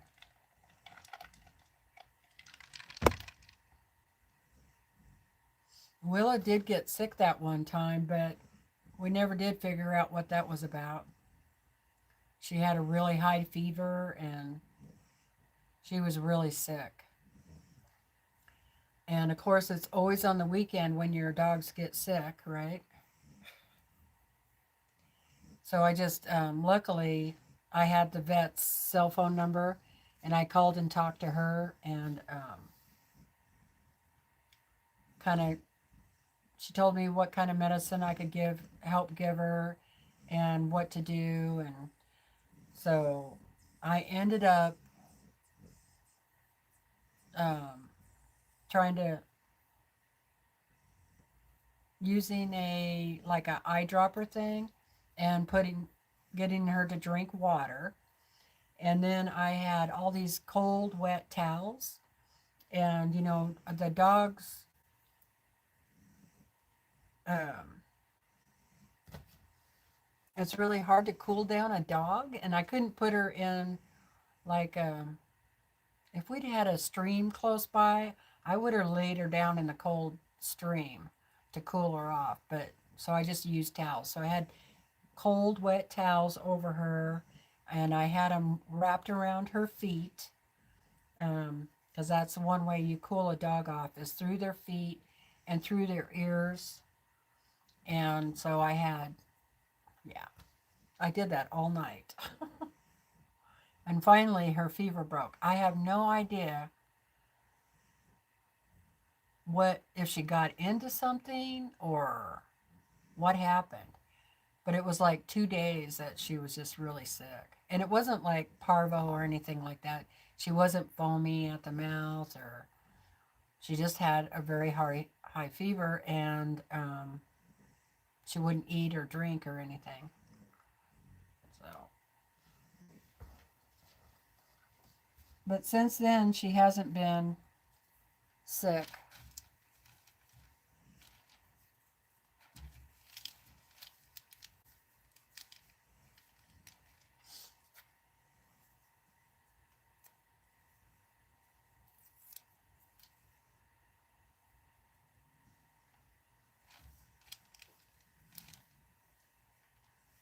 So I just kept changing the towels out, get them cold.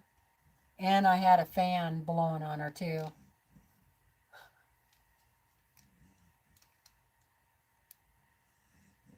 That was a rough night.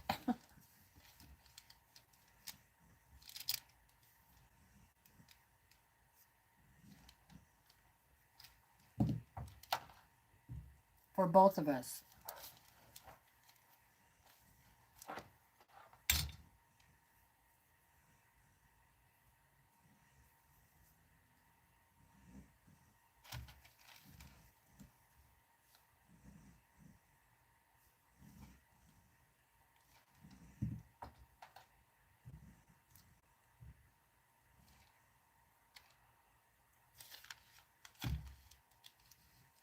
I hate it when dogs get sick.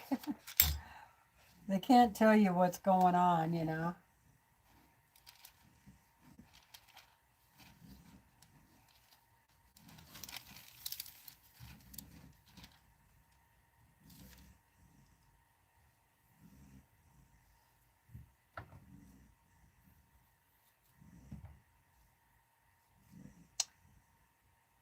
Let's see.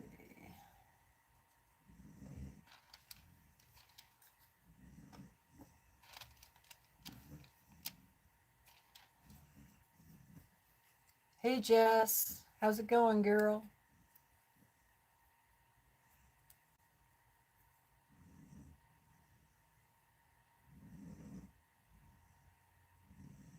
Oh, no. That's not good, Lynn. I'm glad you caught him before something bad happened.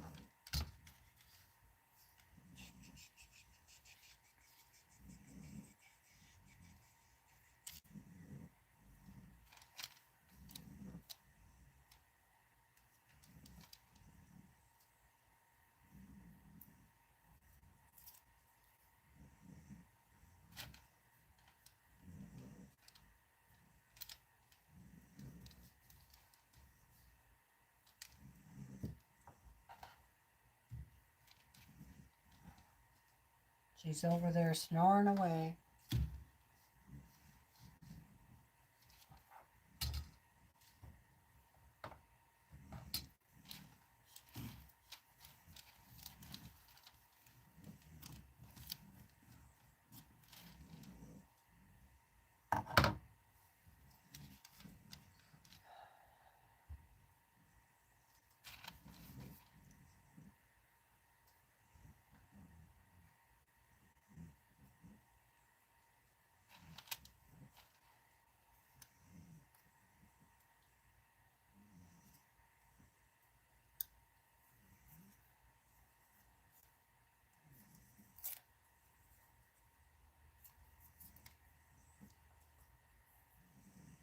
Time is almost 4 o'clock.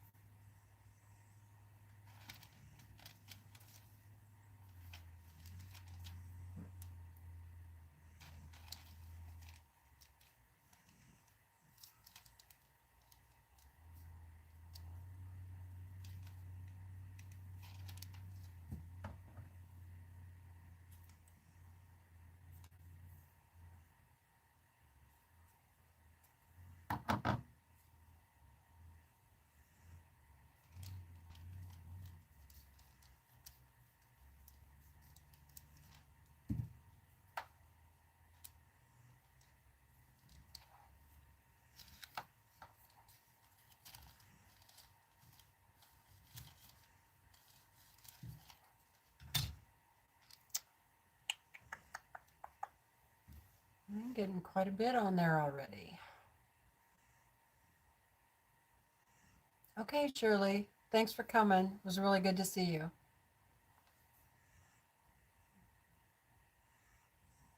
I'm winded, but all are okay. Oh boy. That could be scary.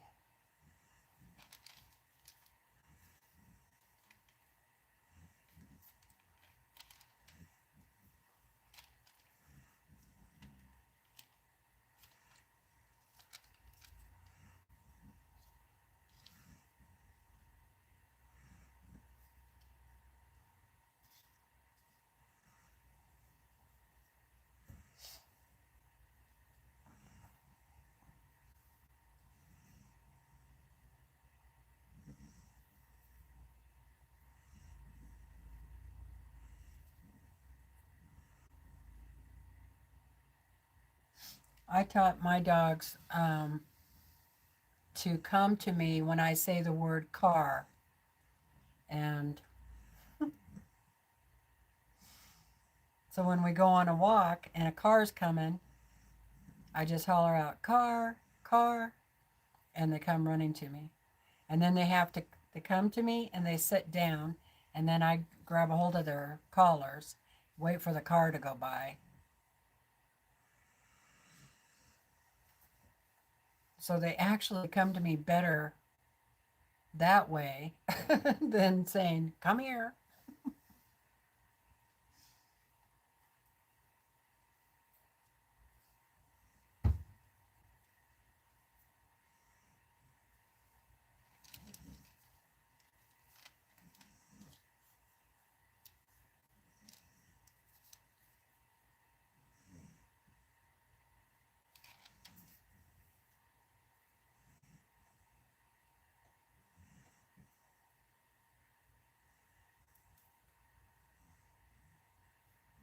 Yeah,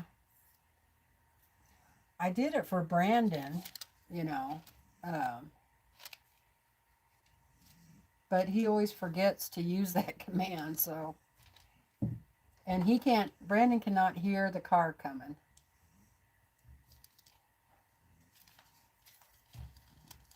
But he can see the car coming, so just hopefully if it's soon enough.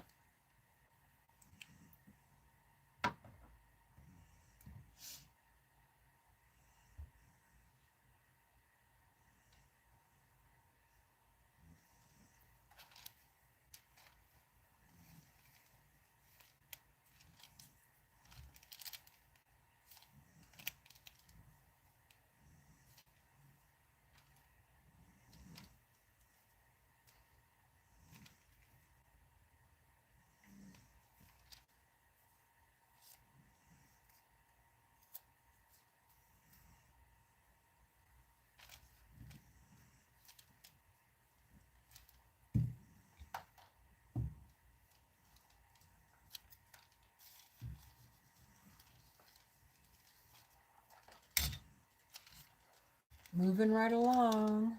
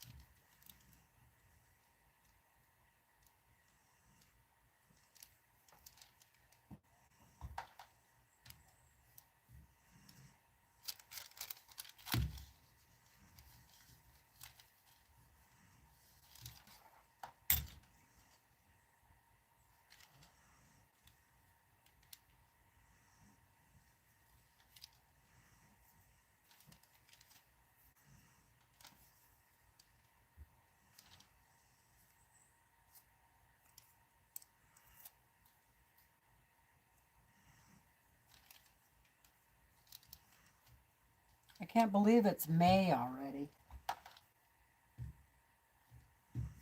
April just went by like, oof, it was gone.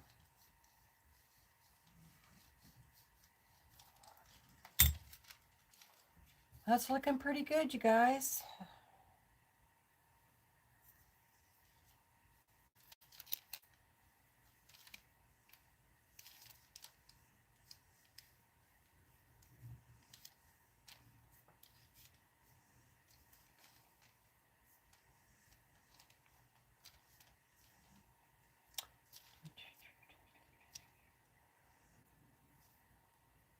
Now I got a stupid song in my head. Rawhide.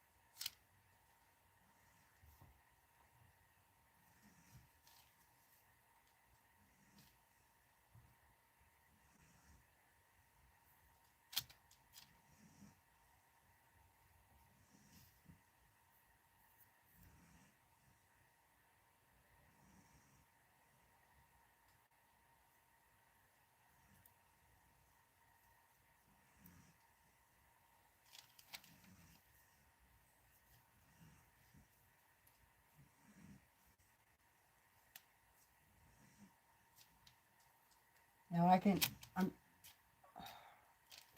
go over the line because um, I'm going to end up squaring it up anyway.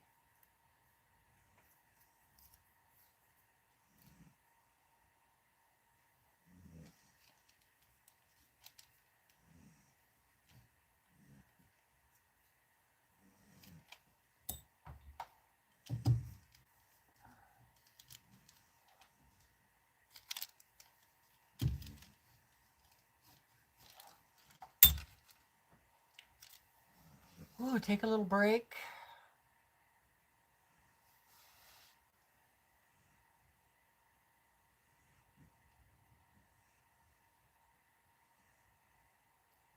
Yeah, I'd like to go I haven't bought any flowers yet either.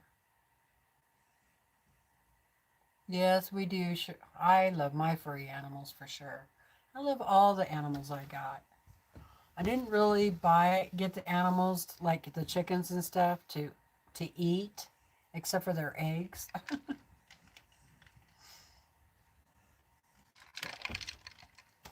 I got them as pets, and I wanted them to eat the bugs and the earwigs and you know all that stuff.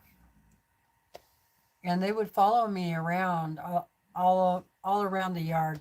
I had a whole bunch of flower beds, Everywhere you walked, I had flower beds.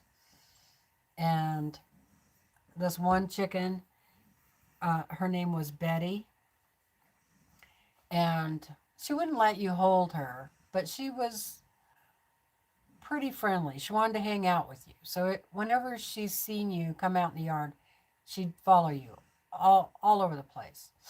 And I suppose it's probably because she knew I would be working in the flower beds. And so she would get right in there with me. You know, if I was digging, she'd want to get in there and dig and find the bugs. And I had like rocks, big rocks around the flower beds and stuff. And every once in a while, once or twice a year, I would go and pull those rocks back, and she would jump in there and eat all the earwigs as fast as she could. And I couldn't get the other chickens to join in doing that. And then as soon as she would start like scratching, I would put that rock back and then I would do another rock. And yeah, she had a blast. Or if she saw you pick up a shovel, here she'd come running because she knew you there would be a worm, maybe two. She was a crazy chicken, but I still loved her. She was great. She was a great chicken. Unfortunately, they don't live as long as dogs.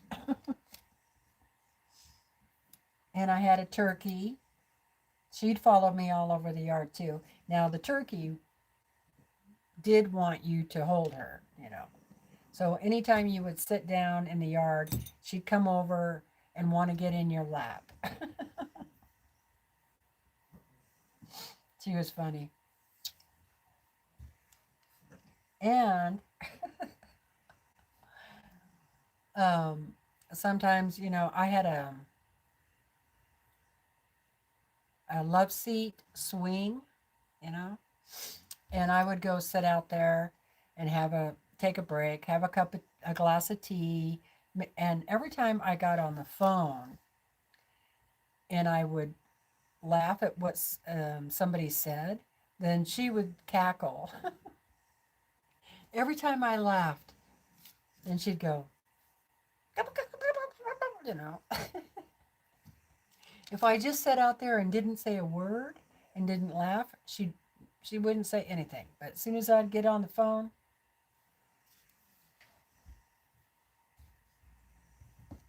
she was a riot. Chickens, turkeys, and ducks, you know, birds are very entertaining.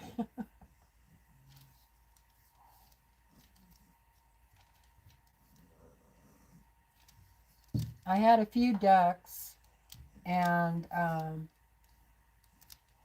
I kept them in, you know, the chicken yard area for a long time. You know, I want to say a month, and there was a lot of room.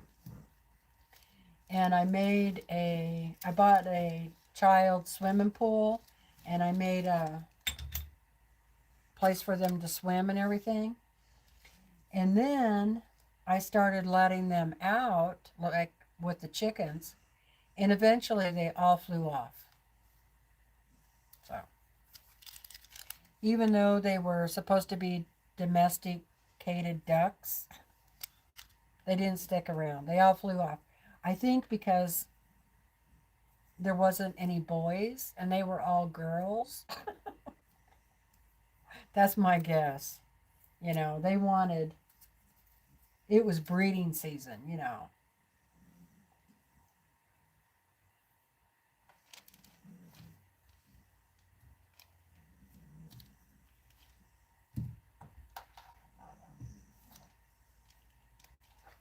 That was a bummer.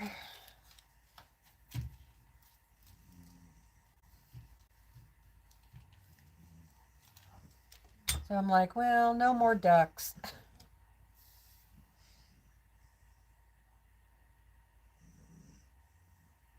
I had probably 10 at the most. And then I had some little banty chickens. And I had a little banty rooster. Oh, they were so cute. Their eggs aren't as big, but it's still worth it because those guys, they're so cute. Little chickens, you know. And I mean, she was tiny. I had one, and she was about that big, you know. And her name was Penny, and she was a sweetheart. And my little rooster was a really nice guy, too. Really pretty. And he was just a little banty rooster. And then I had regular sized chickens, but he still thought he was, you know, he couldn't really, you know, mate with those bigger chickens. But he, you know, took care of the banties.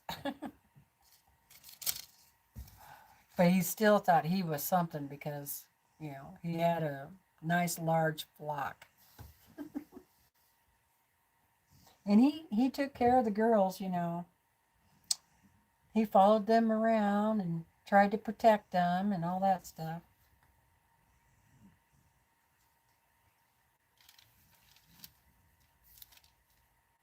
I didn't bring any of the chickens here when I moved here.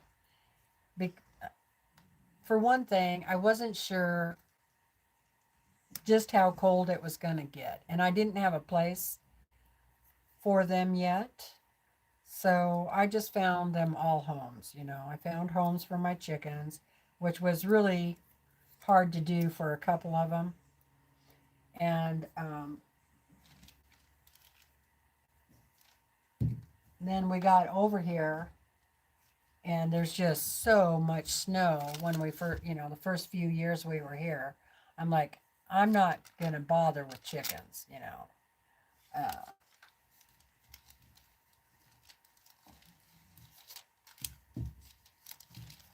and I had a neighbor at the time that had chickens, and so I could get eggs from her. So I'm like, why bother, you know, pushing myself through the snow?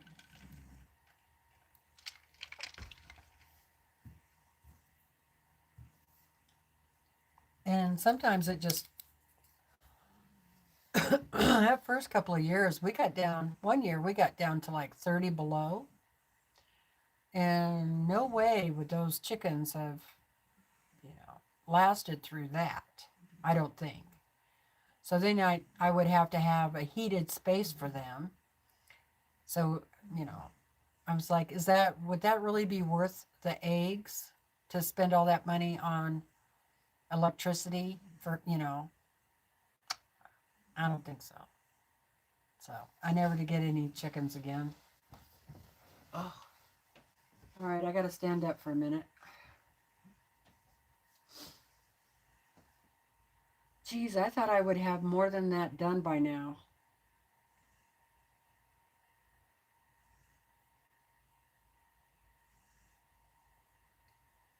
Less talk, more work.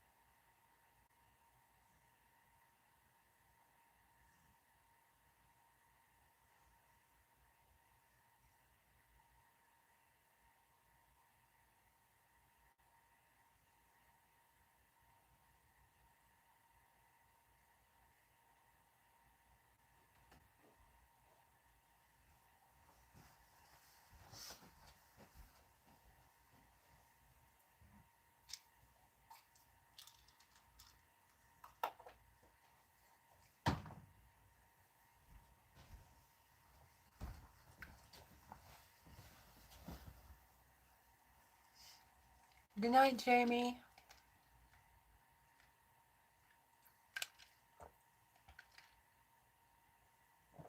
Yeah, that is cold.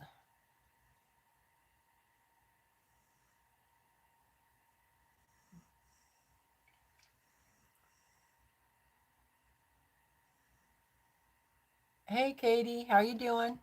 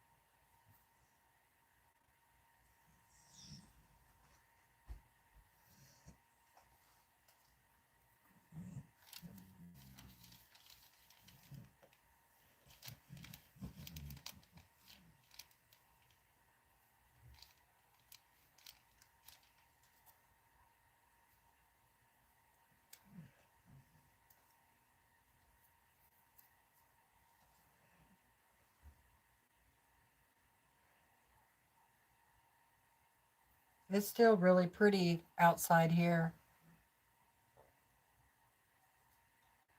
You're excited to see me working on my pony?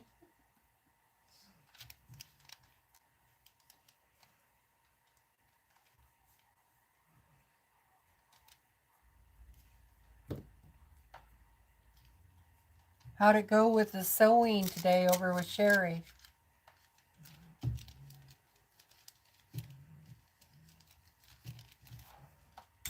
you guys get a lot done?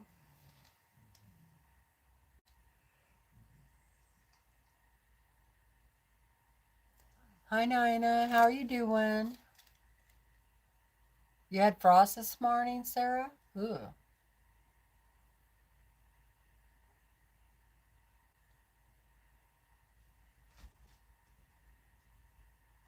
Ooh, you finished 2 of the 3 blocks tonight? Awesome. Good, good, good.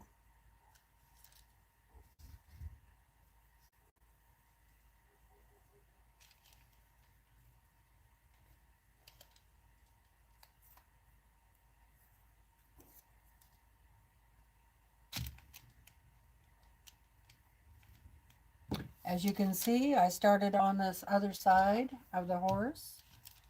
This is the last area, besides, you know, the little bit of stuff I have to do over there.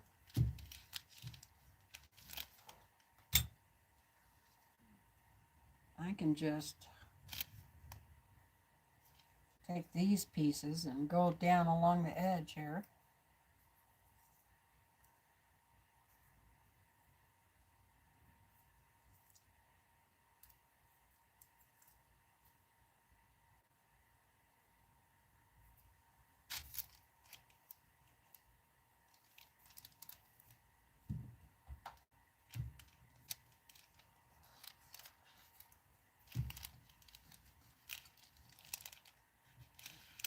I do miss having animals though, you know, chickens, and I don't really miss the pigeons. Like, I wouldn't mind having a few pigeons because they're kind of cool to have flying around and stuff, but um, they are like rabbits. They, all year long, they lay eggs trying to have babies, even in the middle of the winter. And so you pretty much got to go out and collect those eggs, or otherwise, you know, you end up with dead babies, and that's no fun. So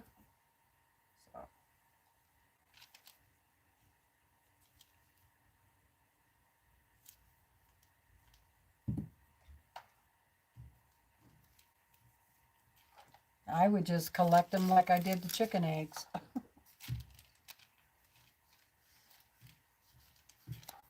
And then I would use them in cake and stuff like that. Takes about three or four pigeon eggs to equal a chicken egg.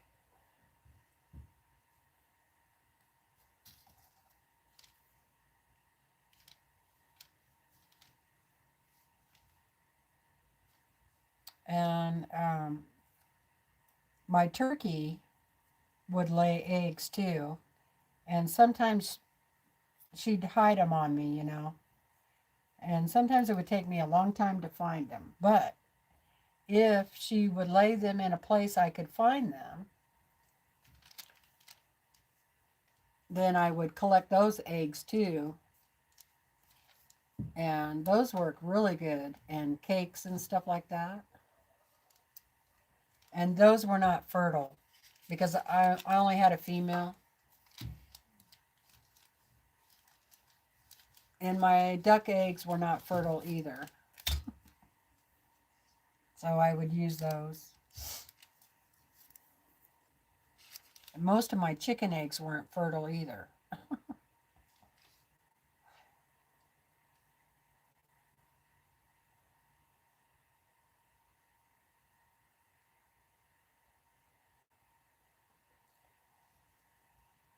Let's see.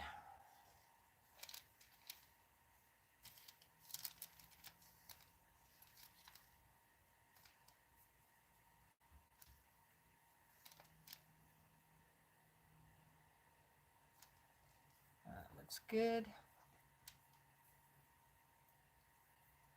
Oh, thanks, Linda.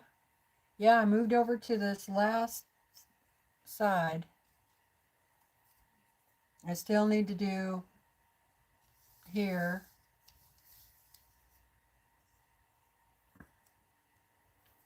I still got quite a bit to do. You know, I got quite a bit on the nose to do yet.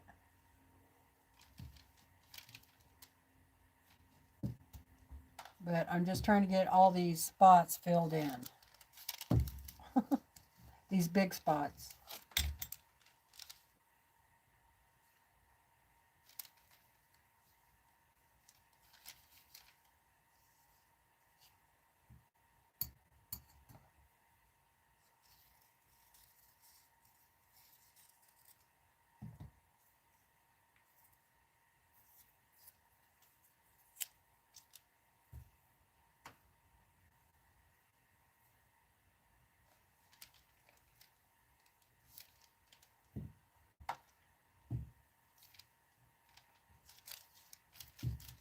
I was only going to be on for an hour, hour and a half, but I still, Brandon still must be taking a nap. I haven't heard him. Let's see. This color dark in there. Okay.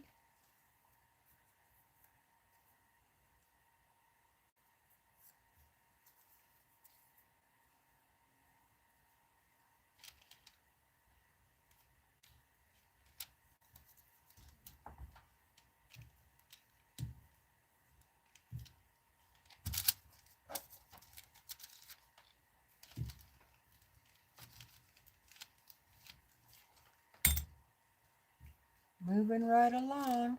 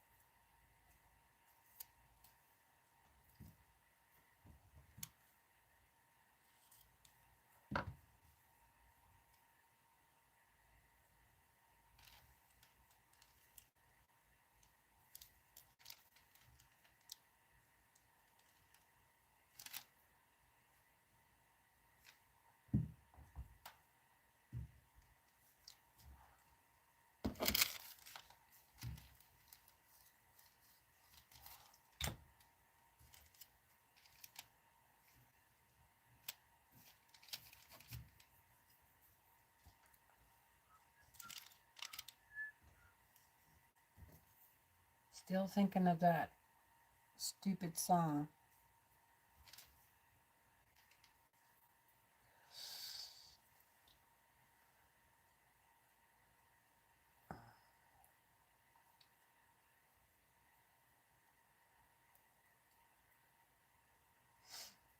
Sarah is listening to, but cutting out her prairie home blocks.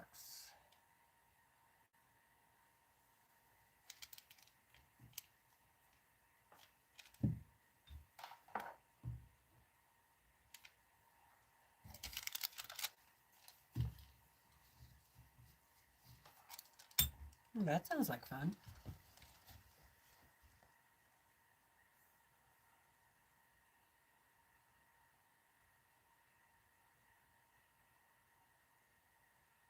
Oh no, Kathy, that's sad.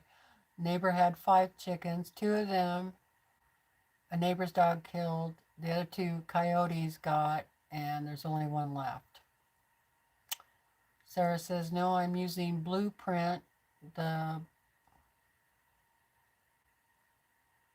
bonnets are so pretty in blue. I have the Lori Holt hen house kit, but haven't started yet. Oh, Sarah, I love the Blueprint collection. I bet the bonnets are so pretty. Denise at Fat Quarter Shop is using Blueprint for socialites, and her blocks are so pretty. Sarah, the hen house kit is so cute. Kathy, I did see her blueprint block. I love blue. And Jess says, hi, Linda.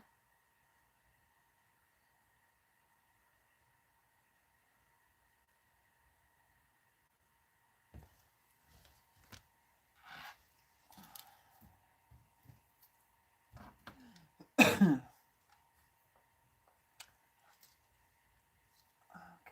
let's see.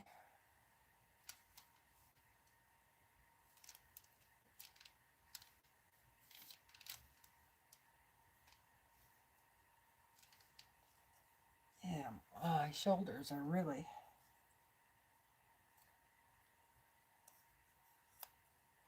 I know what I need to do is start using my neck heating pad or ice pack. One of the two.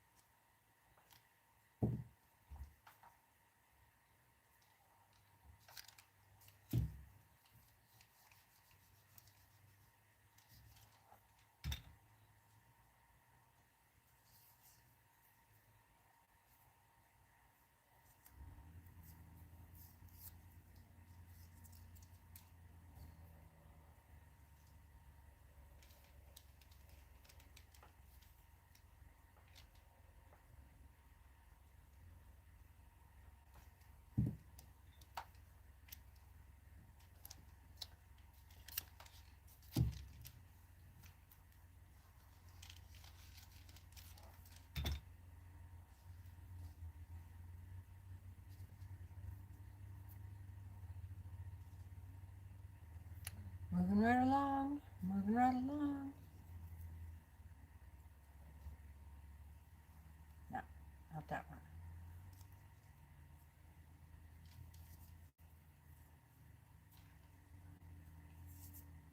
See how much faster this goes if you pre-cut your pieces? And by the way, I did look up on Amazon for those puzzle piece cutters, and those really aren't the shapes I want. Even though they are a puzzle piece, I kind of wanted it a little more, kind of like the meander stitch that you do for quilting, if you know what I'm talking about. And I couldn't find anything like that, so.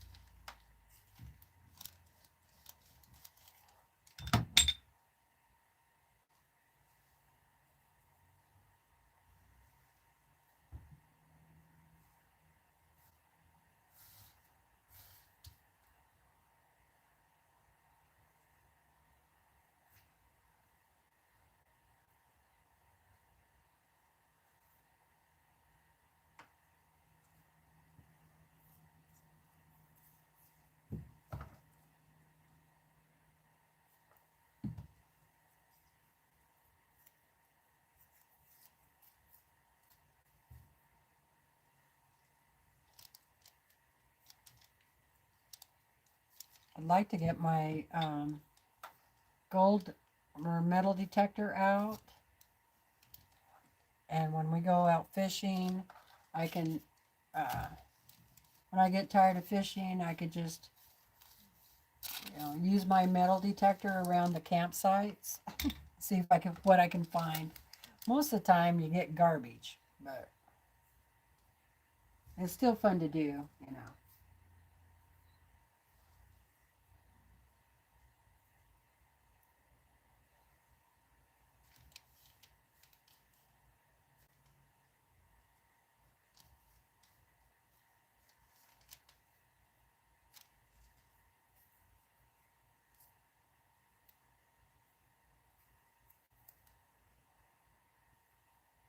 We need a cargo carrier on top of the little car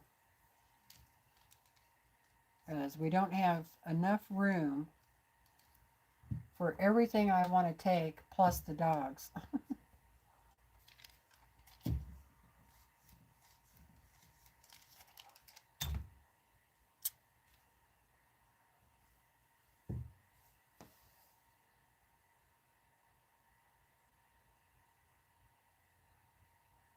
Okay, Lynn, going into listening mode. Gonna get the borders pieces sewn together. Awesome.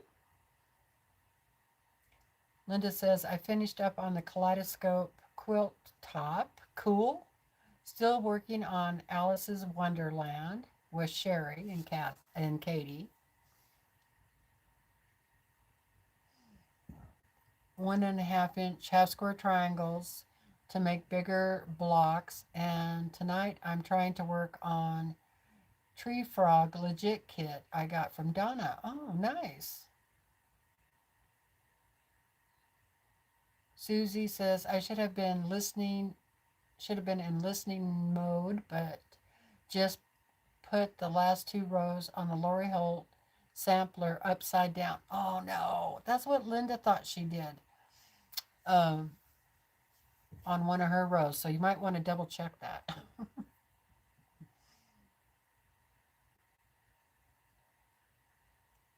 Teresa, do you experience difficulty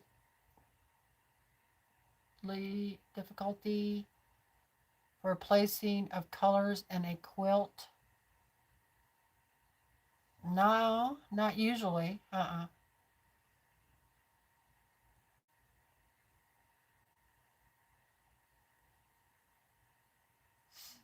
I usually have a main fabric in mind, and it would be a piece of fabric that has a lot of different colors in it, like 5 or 6 different colors. So it's like the focal point fabric, I guess you'd call it. And then I take that around and I match fabrics to it. So depending on what size quilt I want, let's say I'm doing fat quarters, I try to find 12 to 16 fat quarters. And the rest of the fabrics I get will be fabrics that complement that main fabric. And then it's a matter of contrast. So when you're doing blocks, you just want to arrange your fabrics where they're going to complement each other. And you need to have contrast.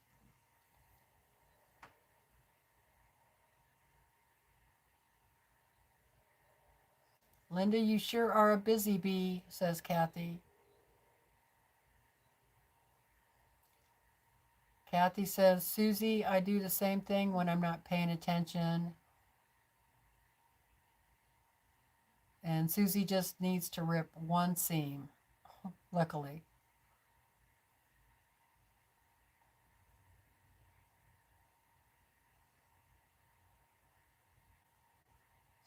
Kathy, I told myself I would always finish one project before starting another. I get squirrel moments. Yeah, I have a lot of squirrel moments. That is a good tip. Thank you. You're welcome, Kathy.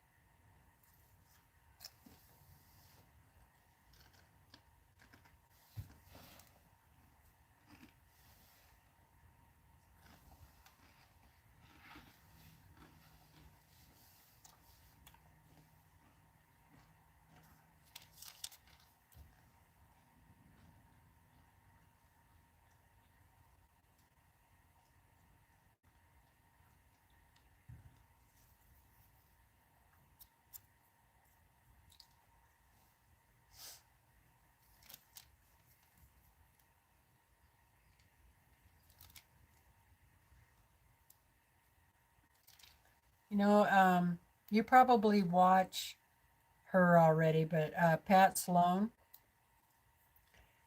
she's really good about showing you with every project how she picks out her fabrics and stuff. And then also how she puts together her blocks. So if you're not subscribed to her, you might want to go over and check her out because I would say that is the majority of the stuff that kind of stuff she does. Well, maybe not as much as she was doing because I think she's down to one video a week now, but she's had a lot of um, taking care of her folks. And her a few months ago, her mom passed away, and now she's trying to help her dad out, and so she's kind of cut back on the videos. But you can always watch the past ones. And she's a designer, you know, she makes her own fabric and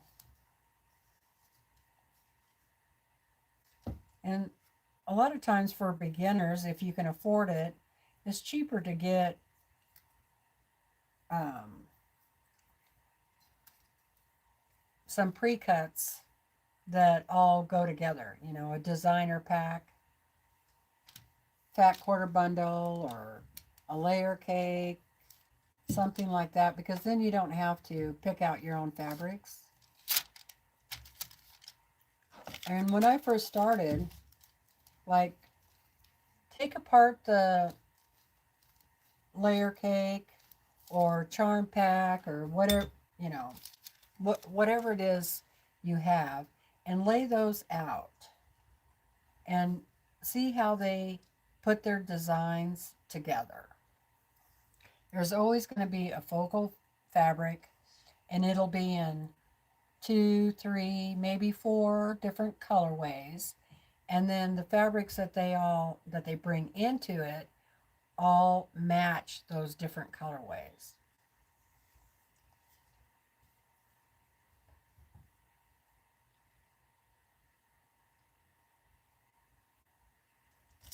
And I would do that with a few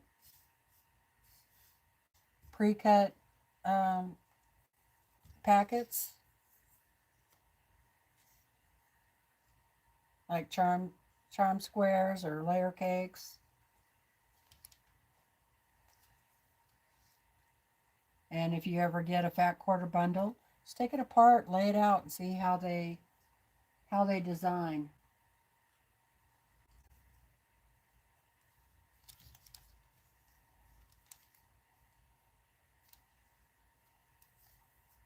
And then you kind of know what to look for when you're doing your own.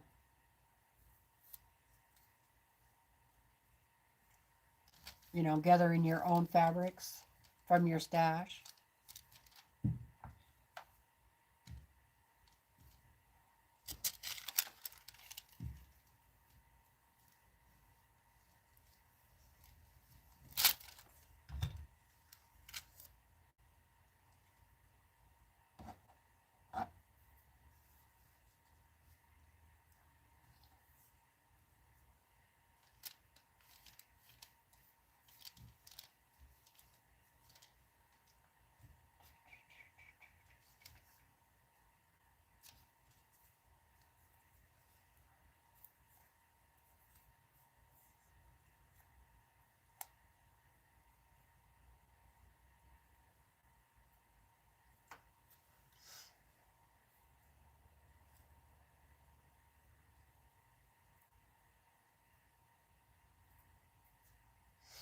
And Kathy says, Linda, I quilt, cross stitch, and crochet. So I have a lot to do too. Oh, Erica, yeah, she's good too.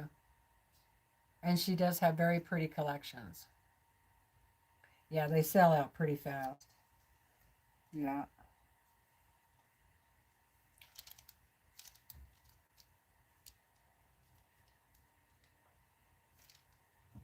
Yeah, I like her videos. And she does have very pretty projects. And a lot of times she does free patterns or free sew along.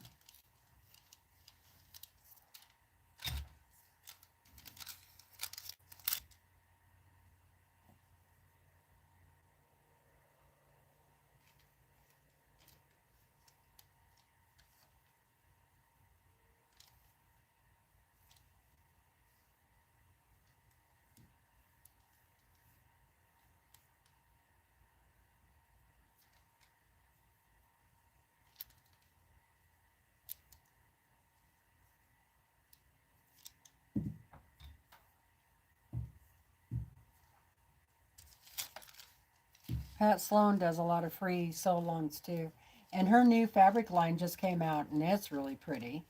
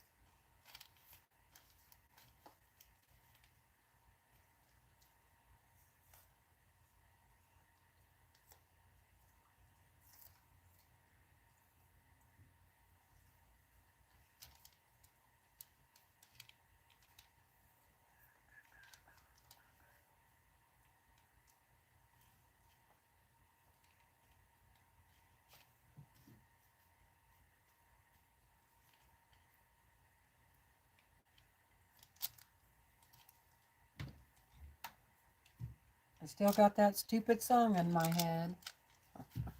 Rollin', rollin', rollin'. Keep those puppies going. Rawhide.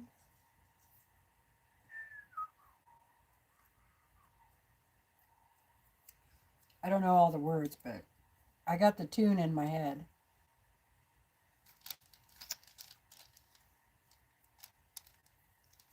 Let's see. Yeah, that looks better.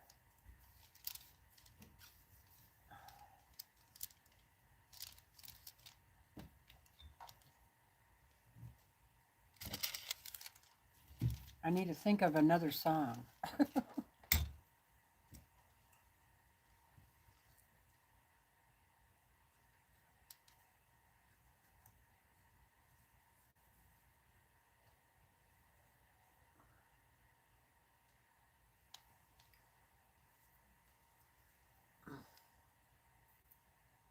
Oh, sorry, Susie.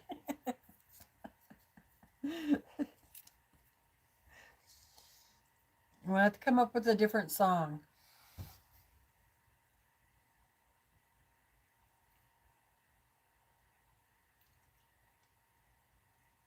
Oh, cool. Did you see the tote bag that I got for free? Were you here when I showed that? Kathy?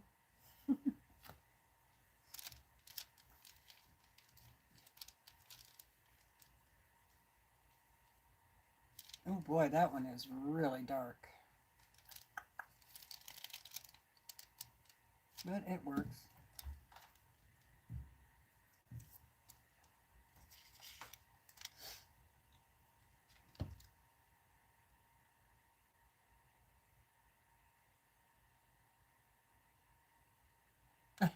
Susie says, unfortunately, I don't know all the words either. Yeah, so now you just have the tune in your head, right?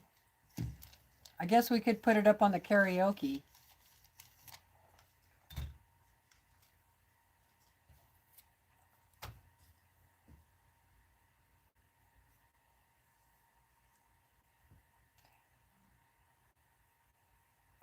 There was a show that was in with the,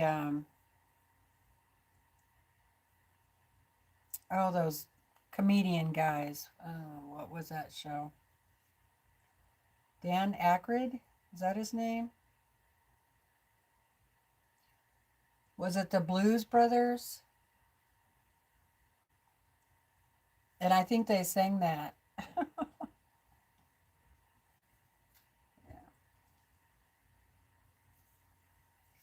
That's the one I have in my head.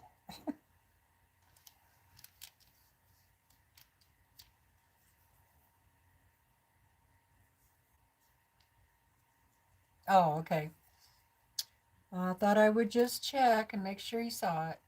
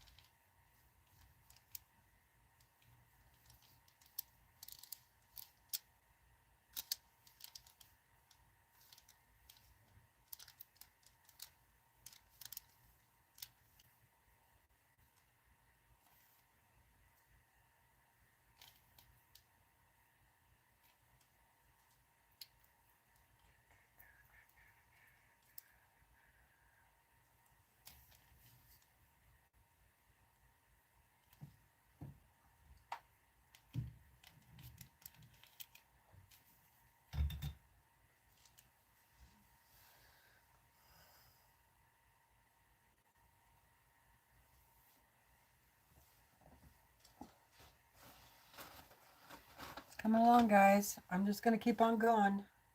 I got 8 minutes.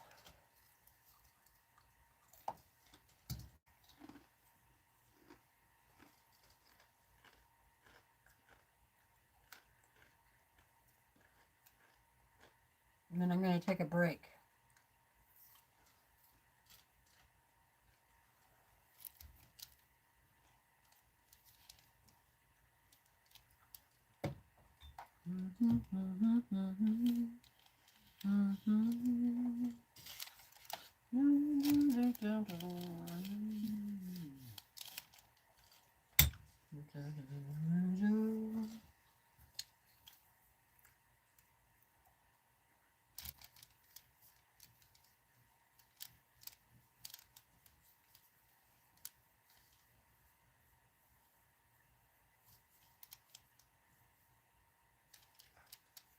And if you know who I'm talking about, those guys were actually pretty good singers.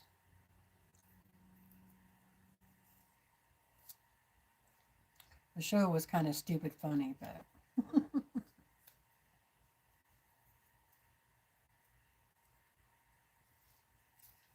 really, really old show.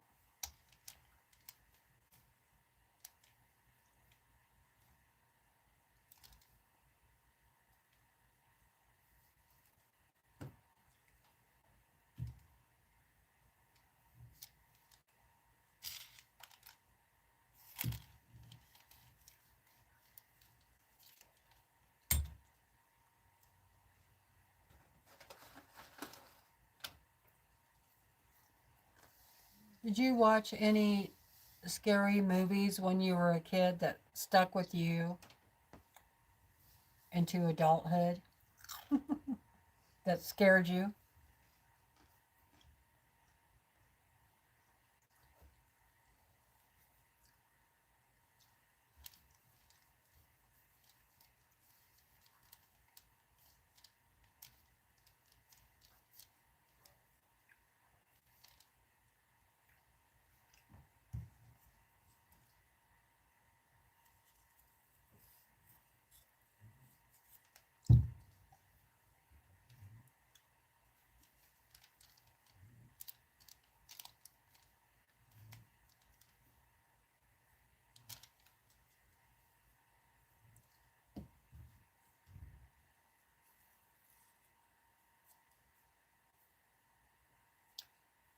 I was really young the first time I saw The Wizard of Oz, and those monkeys scared me. Um,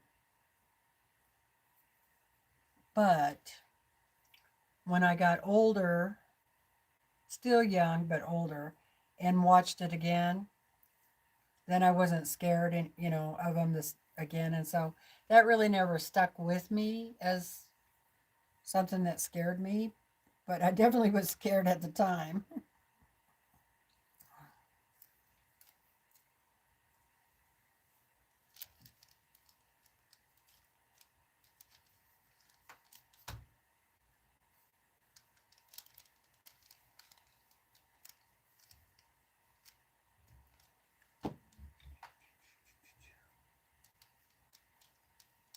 But I had an aunt who is only about 6 years older than me, and they would take me and a couple other brothers and sisters, to the movie. Her and her boyfriend, or maybe it was her husband. I mean, she did marry the guy, so I just don't remember if they were married at the time.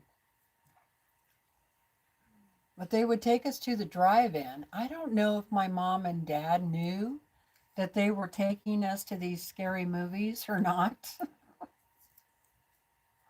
But I had to be like, I don't know, 6, 7, 8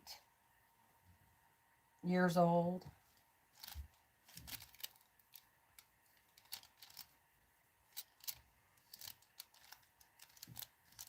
And yeah, they take us to these really scary drive-in movies. Um, so, have you guys ever heard of Chainsaw Massacre?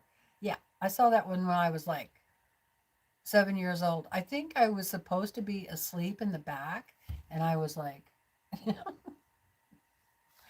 watching.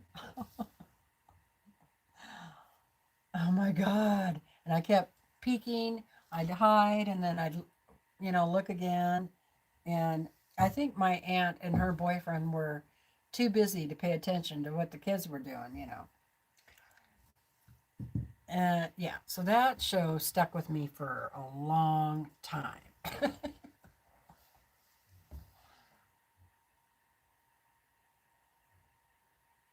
Yes, Susie, thank you. John Belushi and Dan Aykroyd. Yep. Dracula and Frankenstein. Yeah, yeah. Yeah, I was supposed to be asleep. Yeah, I'm pretty sure I was supposed to.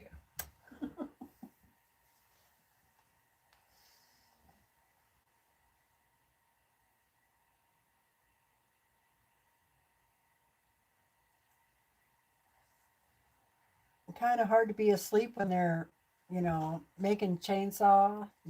I mean, it's loud. How do you sleep through all that? People screaming, and that was very scary, Kathy.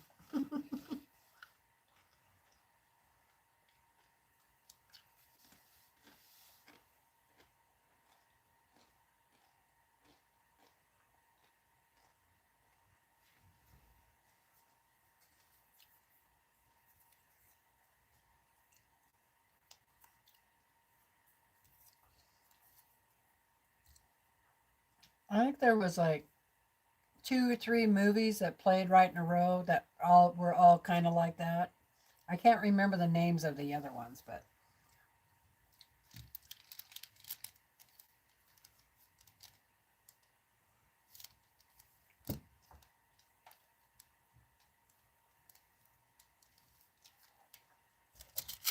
I can remember certain scenes from the other shows.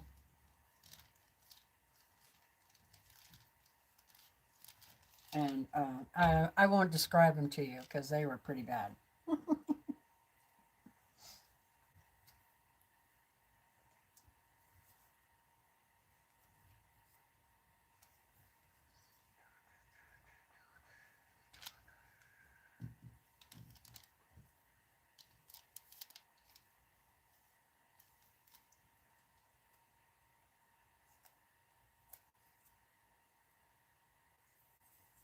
I think I should have been putting a little more purple in this over here because that's what I did over here.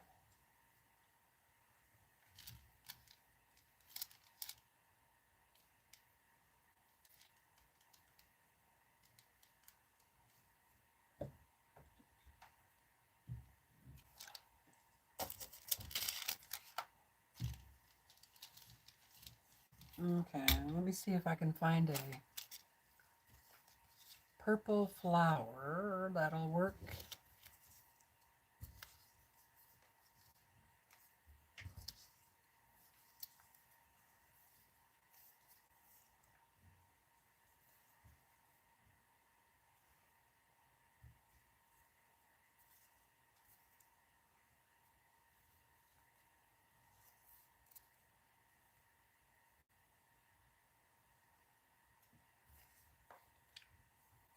I need a dark one though, a dark purple.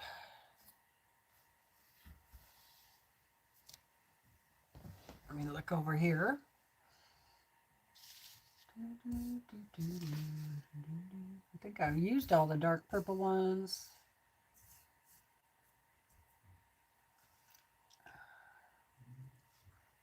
Dang.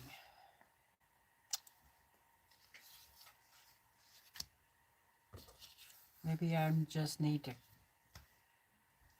cut something out in the shape of a flower.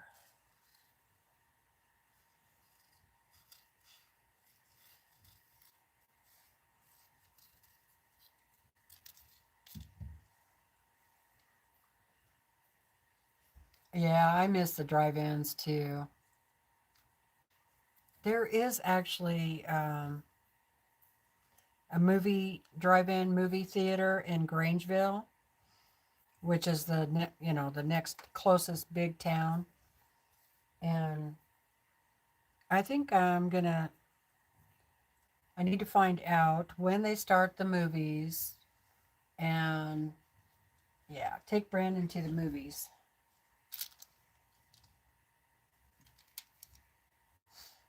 Let's see.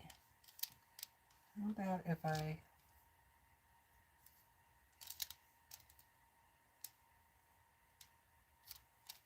yeah, that looks all right. And I put it a little closer to the light colors that are on there.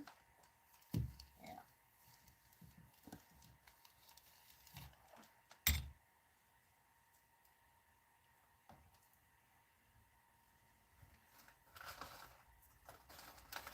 Like we could go out to dinner and then go to the drive-in.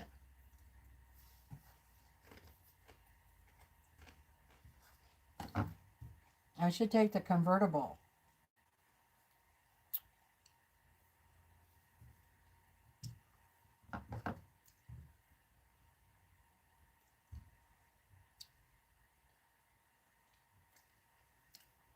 Oh, it's after 4. Oh, wow, yeah. It's only 27 of you here. I think Tiffany's on. So, Tiffany's Quilting Life, if you guys want to go watch her, you're welcome to. But I'm gonna take a little bit of a break.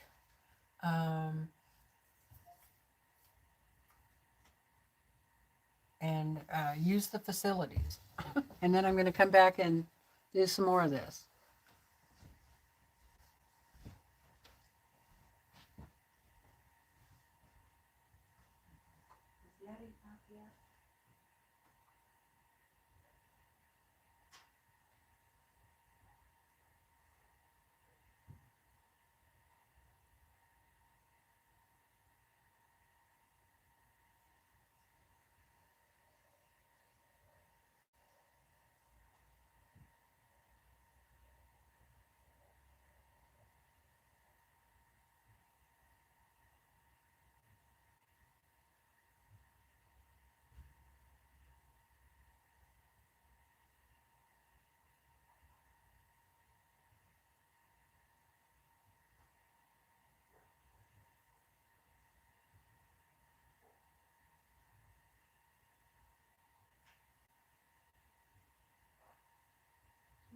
Sounds like Brandon's up.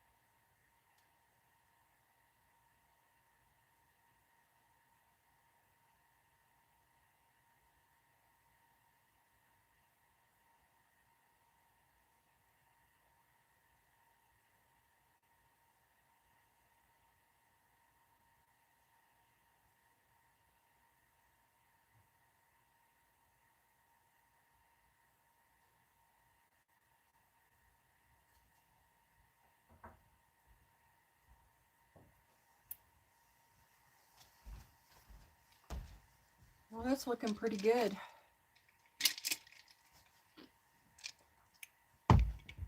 I was hoping to get that whole dark area done. So I'm just going to keep going. If you guys want to stay, you can. I appreciate everybody being here that's been here today. But I'm just going to keep going because, you know, maybe until 5:30. See how long it takes me to get this done.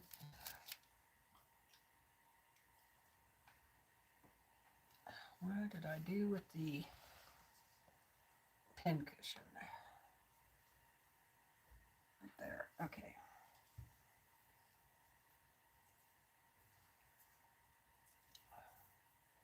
Still beautiful out there, but Brandon slept so long that now I don't really want to go for a drive.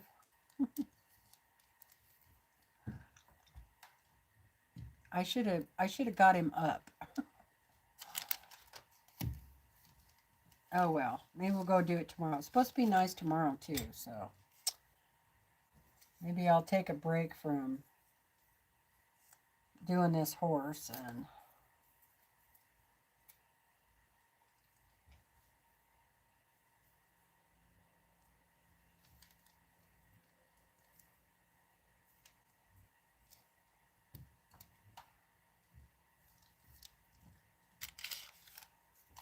Go fishing and look for mushrooms. And take the dogs swimming.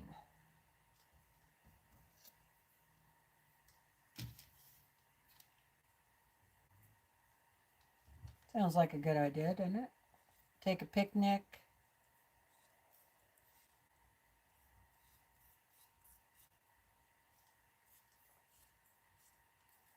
I love doing that. Taking a picnic with you and go goof around all day up in the mountains, and then when you're ready, just pull over, find a good spot, get your picnic out. I always bring stuff for the dogs too.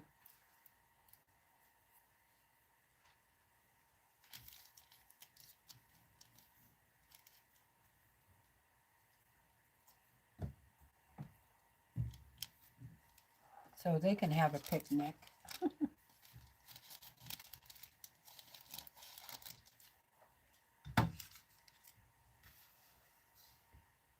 Hey, Rip, you slept a day away. Now you're going to be up all night.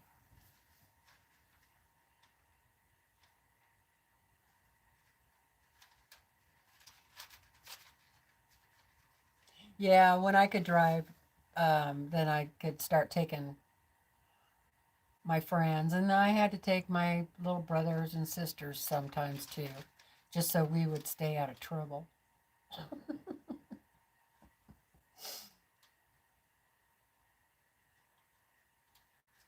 And now I realize, it gave my mom and dad a break. I mean, and they did give me some money, so there is that.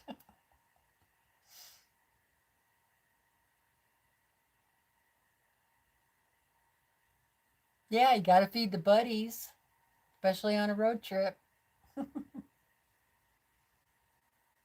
Otherwise, they just sit there and look at you while you eat your own lunch, and they're like, "Hey, where's mine?"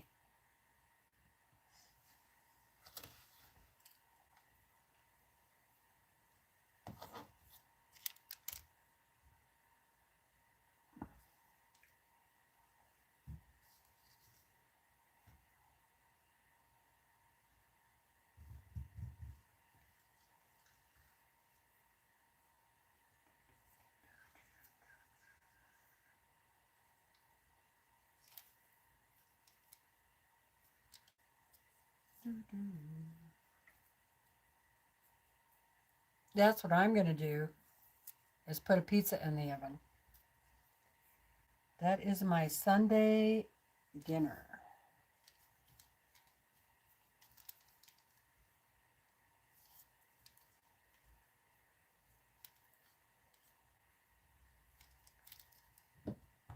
Because I like to have a break from cooking.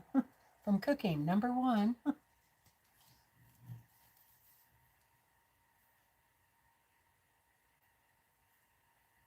Let's see. I want to.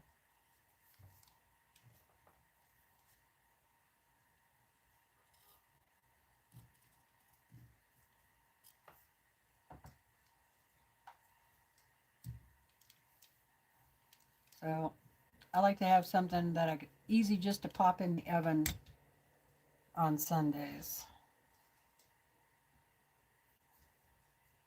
Doesn't always have to be pizza, but something easy.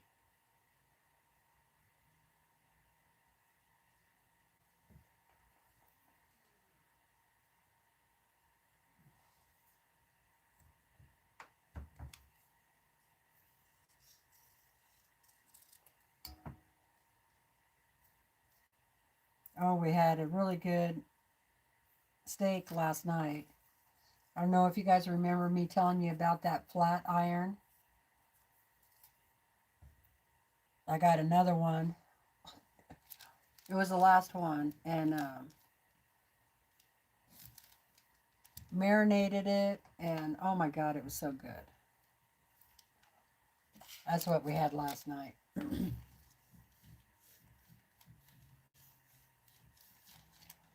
So every time I see those at the store, which is not very often, if it's a halfway decent price, that's what I'm going to get, because if you cook those just right, they are very tender.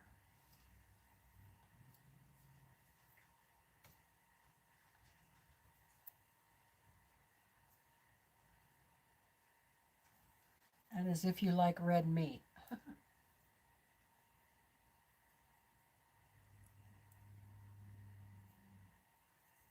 So cute. We call my husband the snack dealer, right? That's what my husband is.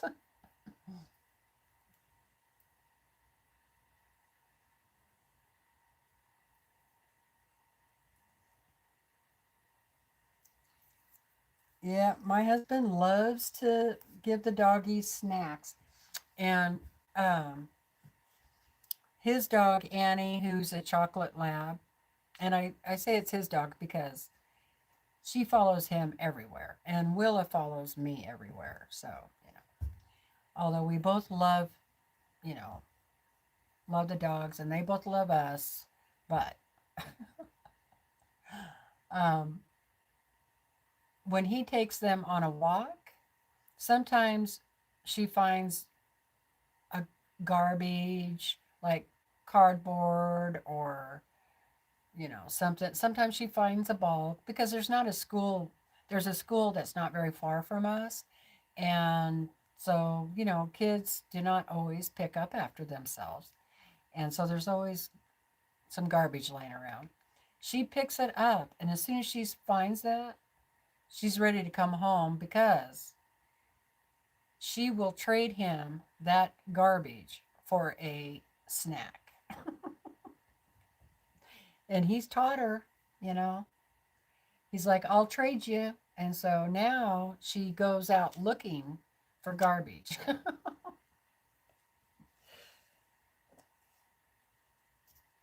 She's funny. And as soon as she finds it, it's like, I'm done walking. It's time for my treat.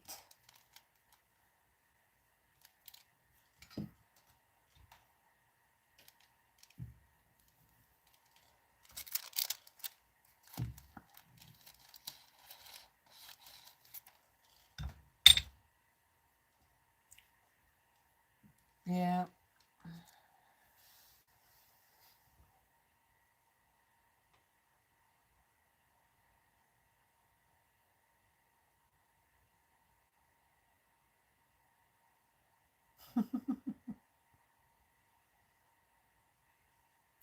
What do I put in my marinade? Um, different things at different times. But last night I did uh, olive oil, a balsamic vinegar. I probably didn't say that right, but and it's kind of like a little bit of a spicy vinegar, and powdered mustard, garlic,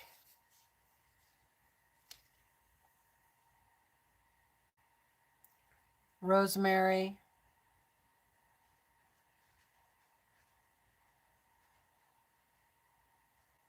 pepper.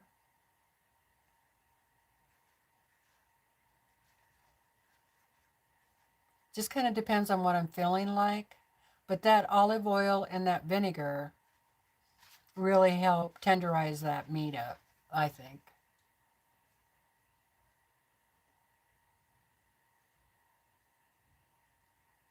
Oh, Kathy. Yeah, my dogs will do that too. Rip up their toys, and then they think if they bring you the pieces, then they get treats.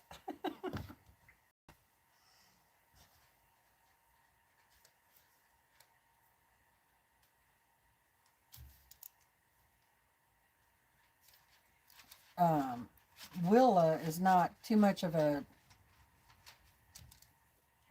She doesn't really tear up her toys.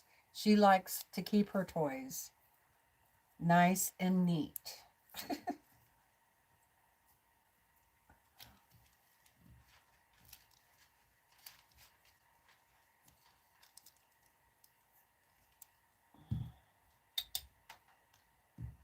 she goes and gets one at a time and plays with it for a little while, and then she takes it back and gets a different one. And she's fairly well organized dog.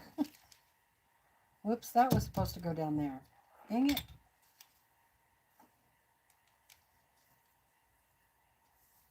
Move it before it gets cooled off too much. Okay, that was supposed to be right there.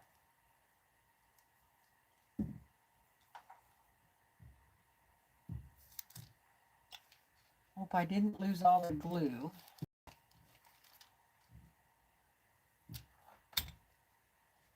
Okay.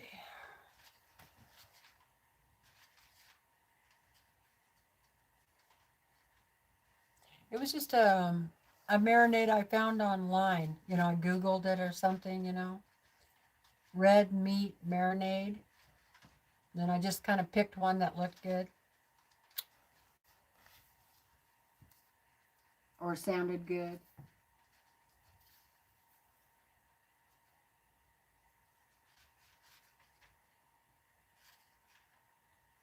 And I'm one of those people that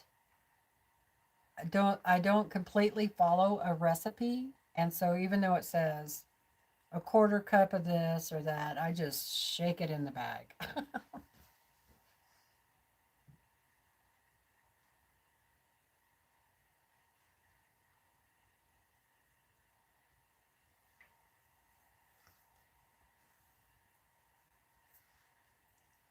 I used to fix my dog's toys when they tore them up like that, you know, but then I started to go to the thrift stores and, you know, like a Goodwill and buying stuffed toys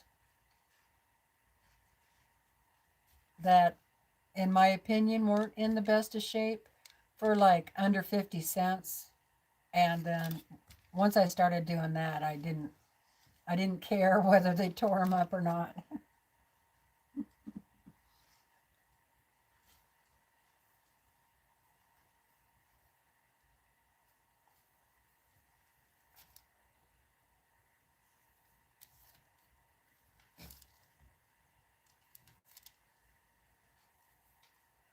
That's the best place to get toys.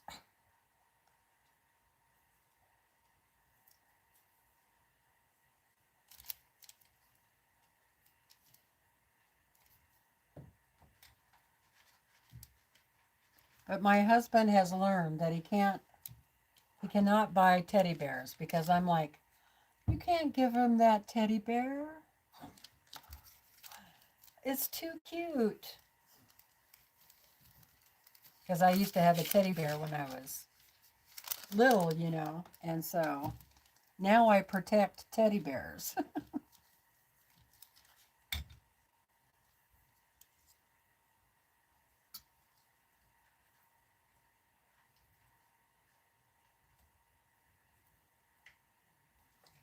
I'm a teddy bear protector.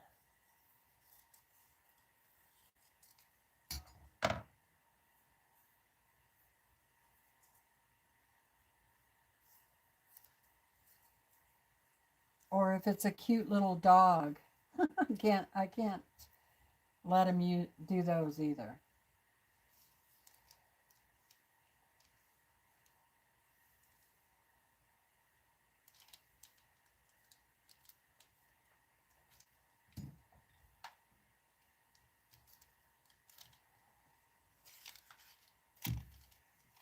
Like I said, it's got to be I like to pick out the toys that I think that the little kids aren't going to like. So,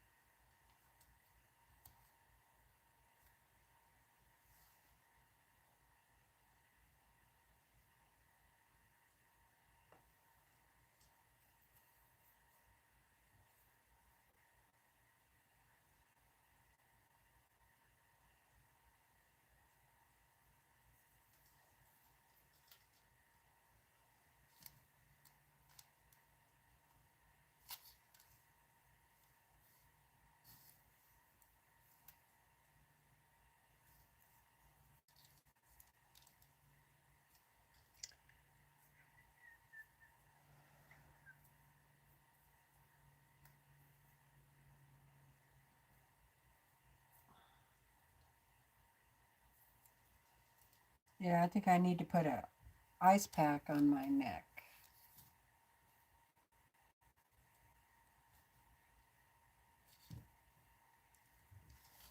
Let's see.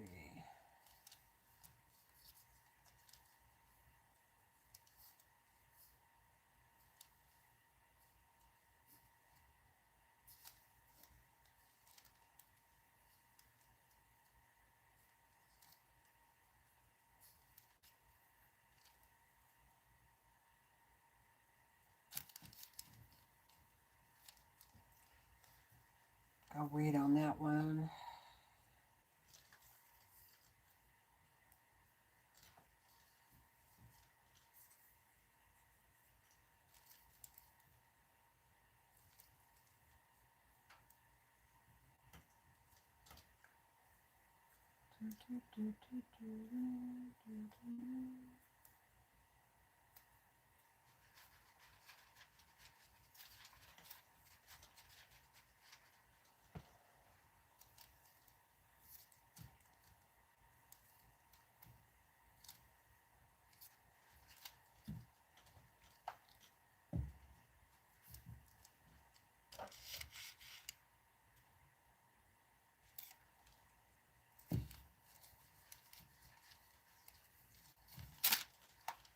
Oh, I forgot to watch Saturday Night Fights. Oh, I wonder if they're replaying tonight. Dang.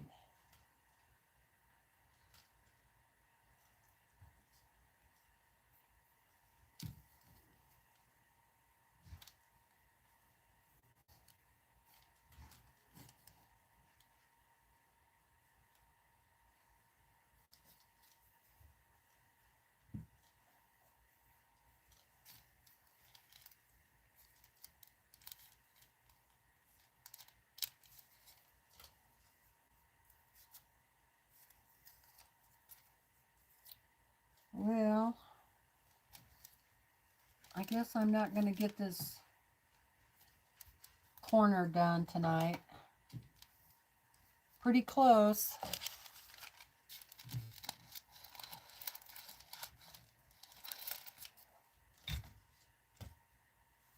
Pretty close, but not close enough.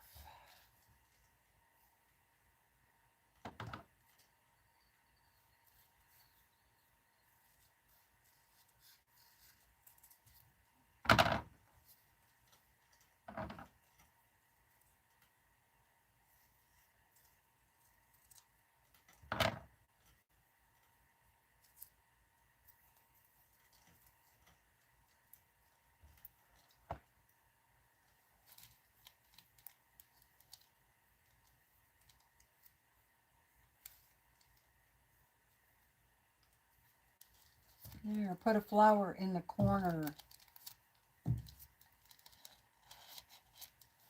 That looks good.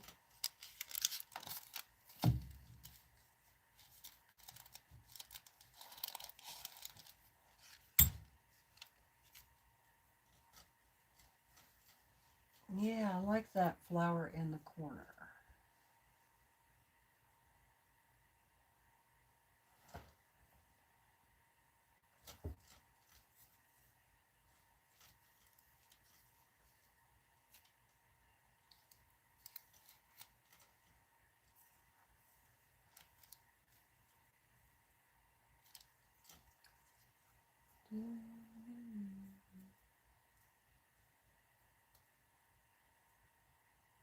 Ooh, that sounds good. Mashed potatoes, green beans with a steak. So delish. I haven't had mashed potatoes in, but I do like green beans a lot. That's like one of my favorite vegetables.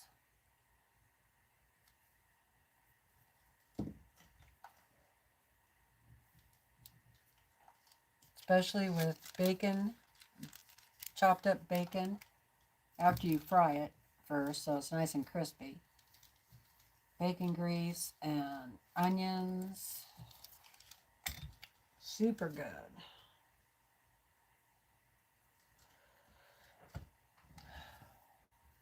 Doesn't get much better than that.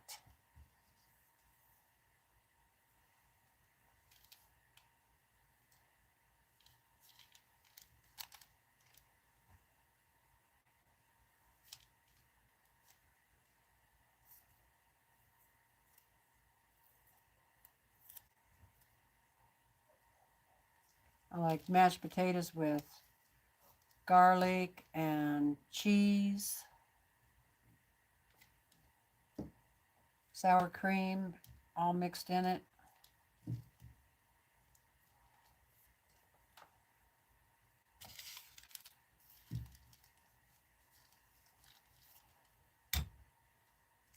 Yum, yum, yum. Now you guys are making me hungry.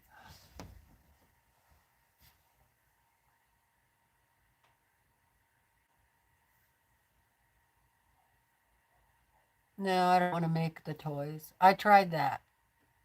It's just easier to go buy a 35-cent, 50-cent toy from the Goodwill.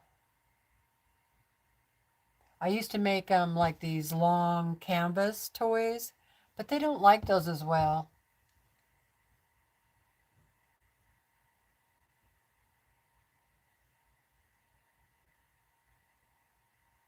No, I didn't use soy sauce, but I do use Worcestershire sauce.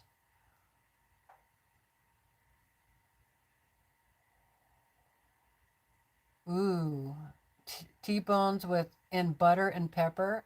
Very good. Yeah, butter makes everything better.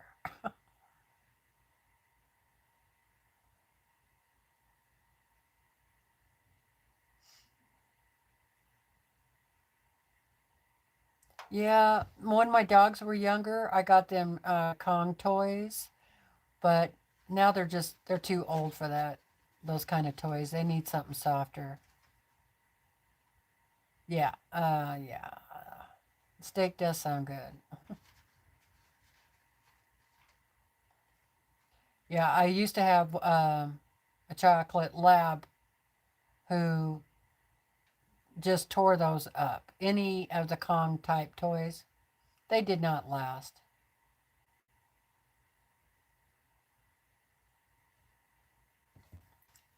Oh, that's how I measure.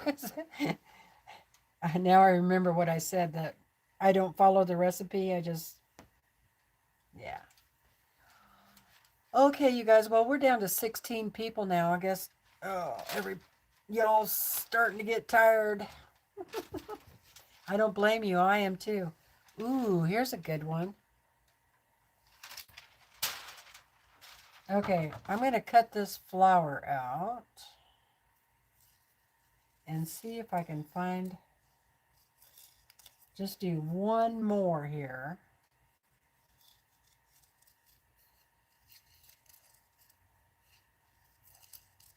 See if I can find a good spot for it. Let's do a little fussy cutting. Not really precise, just kind of, loosely cut out like that. And I'm not sure where I'm going to put it yet, because it is a lot lighter than this dark area. So I'll probably have to put it up here somewhere. Like, yeah, I'll put it up here, like right there. That's a good spot.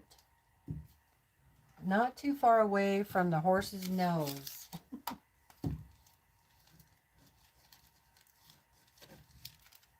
And it'll be like he's smelling a flower. Okay, I'm going to head out, you guys, so I'm going to start turning stuff off here.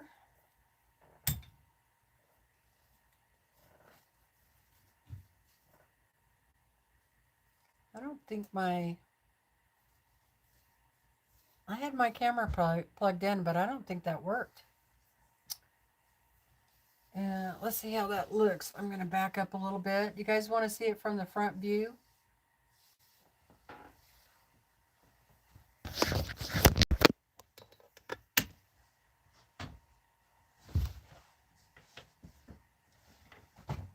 might as well give you a front view. Okay, get ready.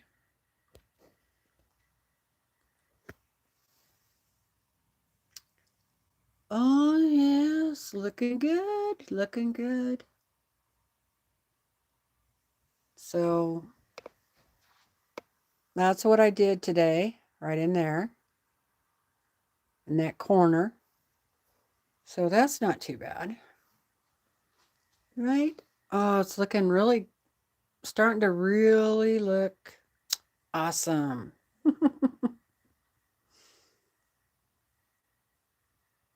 I can't wait until I get the rest of that mane on there. That's really going to make a big difference, I think. So, yeah. Thanks so much for joining me, you guys.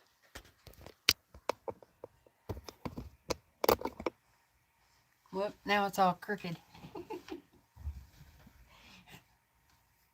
I had fun. I hope you had fun. All right, you guys, go on out there and be creative. Oh, I found another flower I can cut out. So don't forget, be creative. Thank you, thank you, thank you, everybody. Okay, I'll see you next time. I'll try and come on during the week, and I'll try to sew on something. I'm not going to promise, but I look tired too, huh? I am tired. Love you guys. Thanks for hanging out. I'll see you next time. Bye-bye.